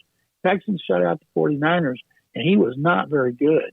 And so the 49ers would not have done this if they were happy with the progress that Lance has made. But I think ultimately it's a good move to have him as a backup. The only problem, when you have a young guy you're trying to develop, every time he throws an interception, fans are clamoring for the veteran who's gone to 2 championship games and 1 Super Bowl, or the media is constantly hounding Kyle Shanahan about Jimmy G quotes to the point where he wants to throw up. You run the risk of that. And hopefully Trey Lance has the personality where he doesn't have to constantly be looking over his shoulder. Well, the Brian Robinson story in Washington, of course, very bizarre. He was apparently having a pretty good preseason for them, the running back out of Alabama. And then you have that story. And that's, again, he could have been playing for anybody in the NFL, but can they just can't seem to get anything. There's always something with that franchise. Always. And in this case, they said he was just sitting there minding his own business, and 2 guys came by and tried to hijack his car. I haven't seen what kind of car he had, what time of the day it was. And he's lucky he got shot in the knee, but it didn't do damage that it could have done in his knee. And there was a good chance he was going to start. And that's not good for Carson Wentz or their offense, but I don't know if he's going to be able to play this year. Nobody knows at all. But I do know this. It could have ended his career and didn't. Yep. John, Baylor versus Albany this weekend. The season opens up. What are your thoughts on Baylor and their standing in the Big 12, and where do you think they're headed? It's amazing to me. I see Desmond Howard and Kirk Herbstreit on game day on Saturday pick Baylor to be in the college football playoff. And I see the AP having Baylor 10th in the country and Baylor winning the Big 12. And then I see another thing, some index on ESPN where Baylor's 5th and the Longhorns win it. And then I looked at Heather Dinich from ESPN doing 20 teams that could get in the Final Four. She didn't have Baylor. So it's amazing how people are all over the place. And I think maybe it's because they don't have a running back, but they didn't have a running back this time last year, and that worked out pretty well. And they don't know much about Blake Shapen. And I know this, the Lions are going to be good. Linebackers are going to be good. And so I hate it when every other season when they have to go to Austin and Norman, but pretty soon they're not going to have to do that. But it's no piece of cake going to Cincinnati or Orlando or Provo, Utah, or Houston. So I'm fired up about it. I think that BYU road game is going to tell us a lot about Baylor and where they are with the players coming back. But it's better to be strong up front and experienced than it is to be strong other places and be weak up front and lack experience. I said this when we released our picks for the Big 12 standings last Friday. If anybody else below them on the list, if they're ranked 1 in the preseason numbers in the Big 12, if anybody else below them had what they had coming back on the offense and defensive line and a starting quarterback despite lack of experience, there would be no doubt that was the pick to win the Big 12. Well, I just want to thank Dave Aranda and Mack Rhoades for putting out a depth chart. Because as a fan who's been reading depth charts since I was 8 years old, that is important to fans, the players, their parents, their recruits. It's important to the big alumni who contribute all the money. And I'm guessing that the Longhorn coaches are sitting around going, now, how are we going to beat Kansas this year? What can we do to beat Kansas and not have a 6-game losing streak and humiliate ourselves with a 5-7? Oh, let's don't put out depth charts. That'll help us beat the Jayhawks. And I've been tweeting about this like crazy because I think it'll never surpass the pole dancing monkey and the stripper wife, but as they had last year. And this is one of the dumbest things I've ever seen. I've talked to 2 wealthy alums who used to be players at UT who contributed a lot of money. And I said, how would you like it when you were at UT? There was no depth chart. I didn't know what I was talking about. And so what I got the biggest reaction on social media was when I said, I just hope when Gary Patterson takes over next year, he'll have a depth chart. Well, a lot of people think that this is Gary Patterson's idea. That must be Baylor people thinking that. Yeah. No, it's to each his own on all that. I'm just watching you. You are driving Texas fans and even some of the media crazy. So please keep it up. I will keep it up. I can't believe anybody would defend that. And as I told them, when they come to the Texas Bowl and finally get back in a bowl game, maybe the Texas Bowl officials will demand as part of the agreement to play in a bowl game. But Texas, a Longhorns tradition, because Charlie Strong and Tom Herman were here before they got fired. Maybe they'll put out a depth chart. Thank you very much, John. Thank you, guys, and Sikkim, and good luck to those fighting Baylor Bears. Thank you very much, John McClain, Hall of Fame columnist, and always with an opinion, many of them, a mind that is just incredible what he can remember as well on the story about Cut Day. Yeah, I'm not really I'm not big into the whole depth chart drama. It doesn't faze me one way or the other what Texas does with releasing a depth chart. I am very curious, though, of just like what that culture really is like, because there's oftentimes certainly a segment of people that want to take everything and blow it up and make it bigger than it is because it could hurt Texas, right? They want to, they're filled with drama and blah, blah, just do everything they can to make something out of nothing. And I think there's a little bit of that going on here to some extent, but you hear certain just rumors, and it's curious to know really what the culture is there right now.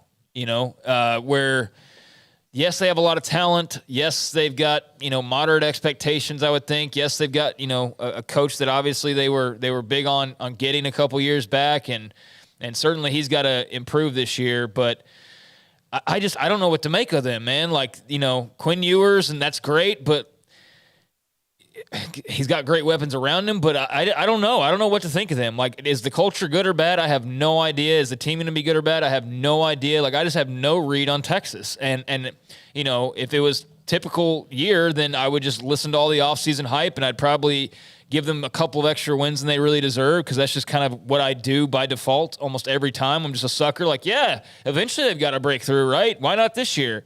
And I see the reasons for why that could be the case again this year, but I really don't know. All I do know is I definitely don't believe that Sark's getting fired unless the culture just goes completely off the freaking rails there. They'd have to go 5-7. And I don't think, I don't think that's. I don't know. No, that's possible. I think they'd have to probably do worse than that. Yeah. But yeah, if they did that, then there would at least be some smoke rising for sure. Maybe not internally, but certainly externally there would be. So yeah, I mean, it's a really curious year for them, because they're all in on Sark. They're all in on Ewers. They've got like this remaining couple years of Xavier Worthy and a year of Bijan and whatever else. But I don't know. They could be horrible, and I wouldn't be surprised. They could be really good, and I wouldn't be surprised. I mean, I really have no idea. Yeah, what would worry me if I were Sark or anybody else on that coaching staff? And I don't want this to sound like I'm anti-NIL. I'm very pro-NIL. But I've seen it with the Cowboys locker room before, where a team that hasn't done anything is getting a lot of accolades. And, not that you shouldn't, dress to the nines and have that great gold chain and be all about, all that if you can. But if you're doing it on a team that's 7-9 or 8-8, then who cares? There was this sense a couple years in the Cowboys locker room, like this was a team that had won anything. It hasn't been in 26 years. None of those guys were, on the 90s teams.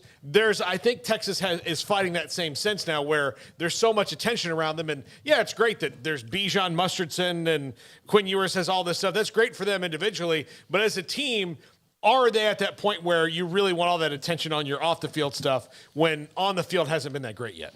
That's why they play the games. And there have been so many years of disappointment.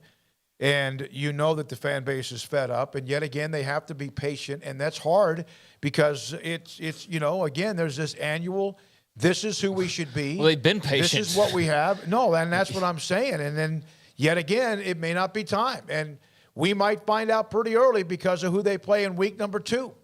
because we'll know if it's competitive. And hell, if they pull off the shocking upset or they get drilled, it may not change how you think of them, but that's what they'll know quickly of where this team is. Yeah, we got to run, but I just mean that they are not.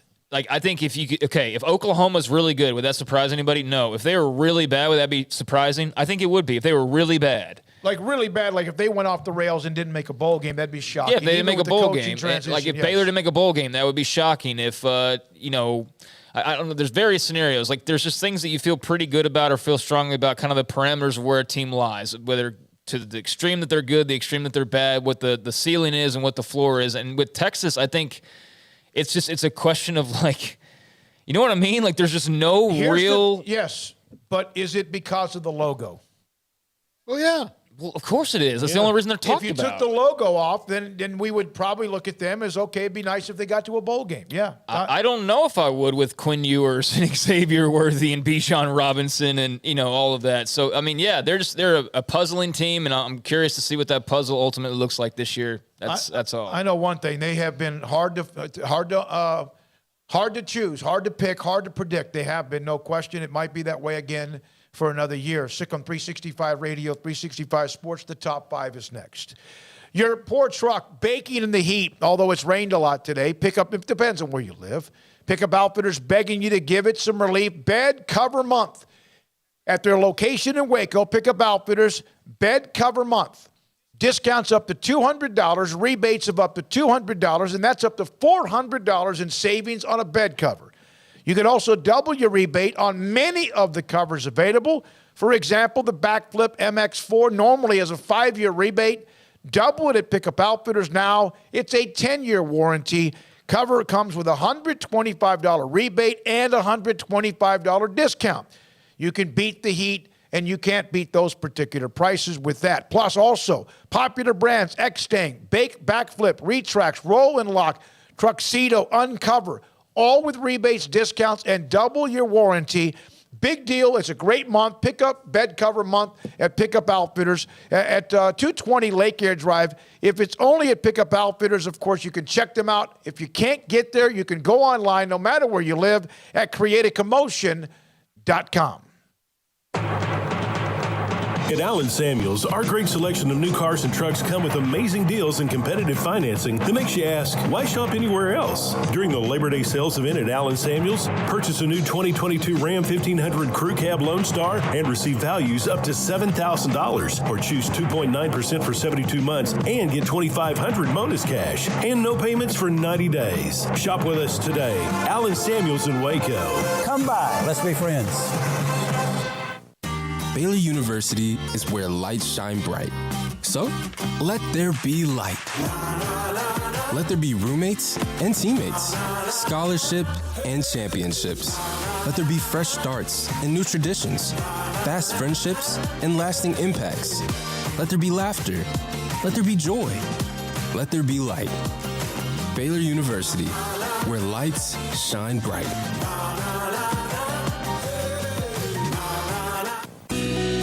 Camille Johnson Realtors guide you seamlessly through the process of buying your dream home or selling your current one. Commercial, farm and ranch, or residential, Camille Johnson Realtors can smoothly and successfully lead you through any transaction. With a team of 28 experienced agents who are excited about serving you, Camille Johnson Realtors services the entire greater Waco area. If you're in the market to buy or sell, contact Camille Johnson Realtors, 104 Midway Center in Woodway, or find them online at www.camillejohnson.com. Camille Johnson Realtors, elegant, charming, warm. Welcome home.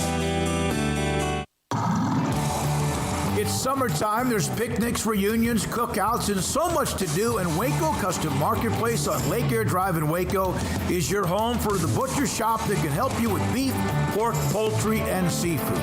They are spectacular at being able to deliver you whatever cut of steak you want. Bone-in ribeye, however thick you want it, that's great. They'll do it. Sirloin, T-bone, porterhouse, bacon wrap filet. And of course, as I mentioned, they have pork, poultry, and seafood. Their Norwegian salmon is spectacular. Also, all of the sauces and seasonings you'll ever need, all the ingredients you'll ever need to make sure you have that perfect, flawless taste. So it's delicious whenever you take something off the grill. And of full-fledged bakery as well with fresh baked bread and kolaches every single day. Up and down the aisle of Waco Custom Marketplace, you also have what you need from knickknacks to snacks to more at 425 Lake Air Drive in Waco, Waco Custom Marketplace.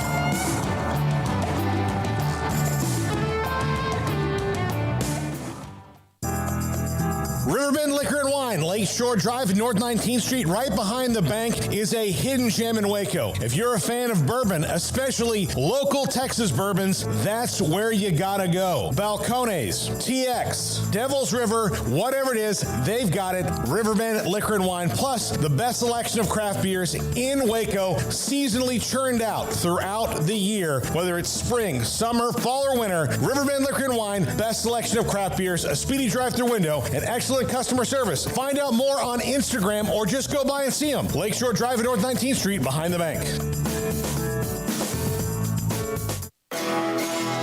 This is Paul Catalina's Top 5 at 5:55. Top 5 teams on upset alert this week.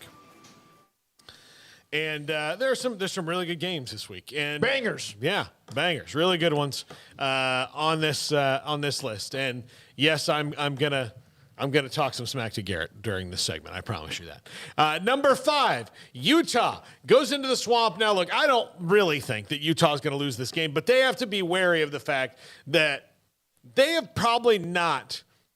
I mean, the Rose Bowl is like that, so maybe it'll help them. But played in an environment like the Swamp is going to be on Saturday. They've got a new coach. They've got a quarterback they're all excited about. It's the first game of the season. Nothing bad has happened yet. That place will be absolutely lit. It's so loud in there, it shakes your bones. And this is going to be a tough place to play. If Utah messes around and thinks that this is a Florida team in transition like it is, I don't think that's going to happen because I don't think the head coach will allow it to happen. There's nobody more boring in a good way than Kyle Whittingham as a college football coach. So I think that they won't be overwhelmed by it, but they got to watch out. It's a tough place to play no matter, what part of the spectrum of their rebuild Florida is on. Yeah, I agree. It's a toss-up game in so many, or maybe not a toss-up game, but I mean, I know Utah's slight favorites, so it's almost a toss-up, even odds, but I lean the Utes because of Cam Rising and Thomas and just the confidence that they built, coming off of last year. But, I mean, certainly to your point, I mean, Billy Napier's going to have those guys fired up to play in his first game as head coach, and it's Florida after all. I mean, there's still, a certain standard, no matter where they are in rebuilding or whatever. That's still the Gators, and they're still going to play hard, and they're going to talk some trash, and they're going to try and get in the Utes' head, and they're going to rep the SEC, and they're going to come with all of that. So, yeah, Utah's going to have to be on their A game. I don't think that they're just walking over Florida by any stretch of the imagination. Yep. Number 4, LSU is on upset alert. Look, they're playing in the Superdome. They're playing a Florida State team that hasn't been able to find their ass with both hands in about 8 years. But Florida State will run the ball heavy. They do offensive coordinator Alex Atkins, who is their offensive line coach, who is taking a lot of pressure off of Jordan Travis, which the offense last year was Jordan Travis, go make a miracle. It is not going to be that this year if everything works out. So I do think that this will be a better game than most people would think, but I think LSU ultimately wins. Mike Norvell needs one of these, though, so you got to be wary if you're LSU. Does he need one of those more than you do? Yeah. I'm not getting. Look, if they lose the game, I'm not getting fired. Eventually at the end of the year, but there's potential that he could. I don't think that's going to happen. They're trending in the right direction in so many spots, but even still, that Jacksonville State loss still hangs heavy over him. And if they let Notre Dame beat them twice last year, they put a lot of eggs in that basket. I worry that they might do the same for LSU this year. But if they win that game, then maybe they can springboard off and beat some other teams that should be better than them. I don't know, man. It seems like if you're going to get him, this would be the time to do it, because Brian Kelly ain't going to be in this position for much longer. He's going to recruit that roster up, and I'd expect LSU to be, making some gains pretty quickly. So it's a prime opportunity for FSU, and to your point, it still might not be enough, but if it's not, I'm curious to see how it's not, because Mike Norvell does need to be wary of just the feel and the confidence level, I feel like, throughout the program. If you're going to get smacked around by LSU, who's considered to be, somewhat down, I think that would be a little bit alarming. Your most famous alum is also pretty successful right now where he is coaching. So, in Deion Sanders. So that looms large, I think, over the program. Do you think he's a slam dunk to coach FSU? No, I don't. I think he's a slam dunk to coach at a bigger school. Yeah, I agree. I just don't think that he's necessarily like FSU bound, if that's the call. What I do worry about is that when other schools start sniffing around, I'll just theorize. Like, say Nebraska's like, maybe Deion Sanders can help us. Then FSU's going to be like, they're going to have all these alumni. They go, well, we can't let our guy go there, whether that's good or not. Yeah. That's what I want. I want to see Deion in cold ass Lincoln in December. It's what happened with Tech and Cliff Kingsbury. Like, people started sniffing around Cliff Kingsbury, and they're like, well, he's our guy. We got to have him. What a strategy. Yeah. So, you don't want to see that happen. Number 3, Georgia plays Oregon and their old defensive coordinator, Dan Lanning. Georgia's a deeper team, a better team than Oregon. But Oregon's ranked 11th for a reason. They've got some talent. Dan Lanning knows them pretty well. It's an upset, so Georgia's probably going to win. But this one is going to be super interesting. Yeah, I think it'll be interesting because of Lanning. Outside of that, I'm not sure how great it will be. I like Georgia pretty handily in this game. I think they're a couple touchdown favorites at least. So I kind of feel like that's probably about how it will go. I think you'll certainly see some interesting things due to Lanning and due to, Oregon's got some talent, as you said. But I think this is going to be all dogs when it's all said and done. I can't wait for these games. I love these games. I love good, early, non-conference games from different regions. I can't wait to see the scores come down. Yeah. Number 2, Pitt. Now, this one's probably a little bit closer, but and I think Pitt's going to win. I'm giving me Pat Narduzzi in a game like this, but this one is big. There's a lot going into it. You heard Tony Caridi. Both teams are wearing special uniforms. This is even though these players haven't really experienced it, the fans will give them enough juice to realize how much either side hates each other. And Pitt should be the better team. Pitt's got more experience. They're not as in a much transition as West Virginia is. But like Tony Caridi said, he hasn't heard anything about what's really going on that offense. They're keeping it under their hat. So we'll see if JT Daniels can do it. But I think Pitt should be on upset alert because this game means a lot to those fans in both those cities. I don't know if any game has had more attention for the last 2, 3, maybe even months rather than just weeks among our chat room viewers than this game, Pittsburgh and West Virginia.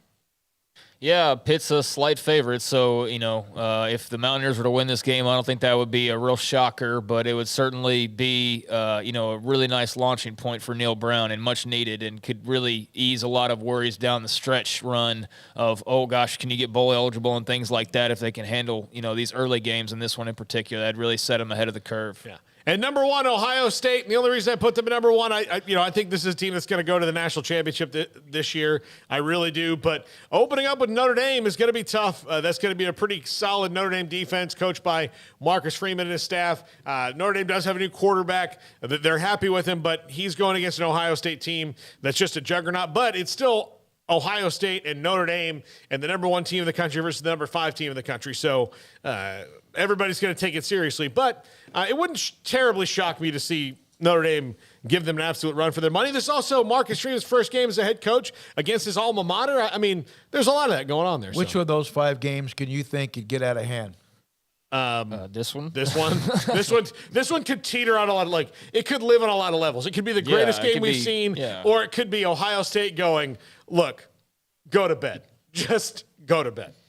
Yeah, I think that one, I don't know really about the others because I'm trying to remember the opponents in my head as well. All right, Ohio State, Notre Dame, Georgia, Oregon, LSU, Florida State, I think Georgia Utah, could Florida. stomp on Oregon pretty good. Yeah. I wouldn't be surprised to see them win by a couple touchdowns. But like all these games, it's like he said, it could be anything. It could be close contest and a field goal at the end wins it, or it could be a blowout. But yeah, I think Georgia's fully capable of putting a couple touchdowns on the Ducks and winning pretty easily. So that one as well.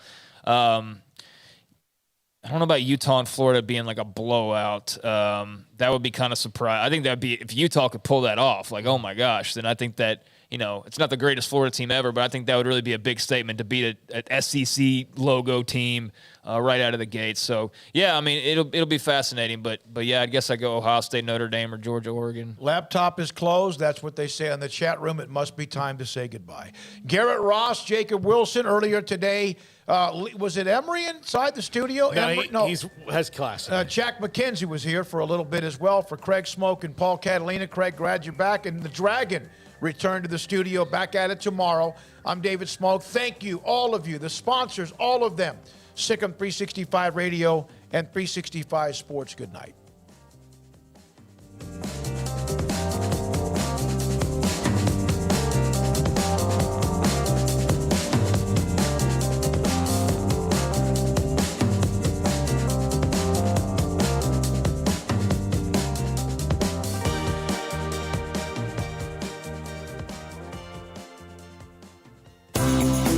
Ideal MRI is a small family business right here in Central Texas. We're open to support you while lowering the cost of healthcare bills. When you need an MRI, ask your doctor for an Ideal MRI. Visit us at idealmri.com or call us at 833-IDEAL-MRI.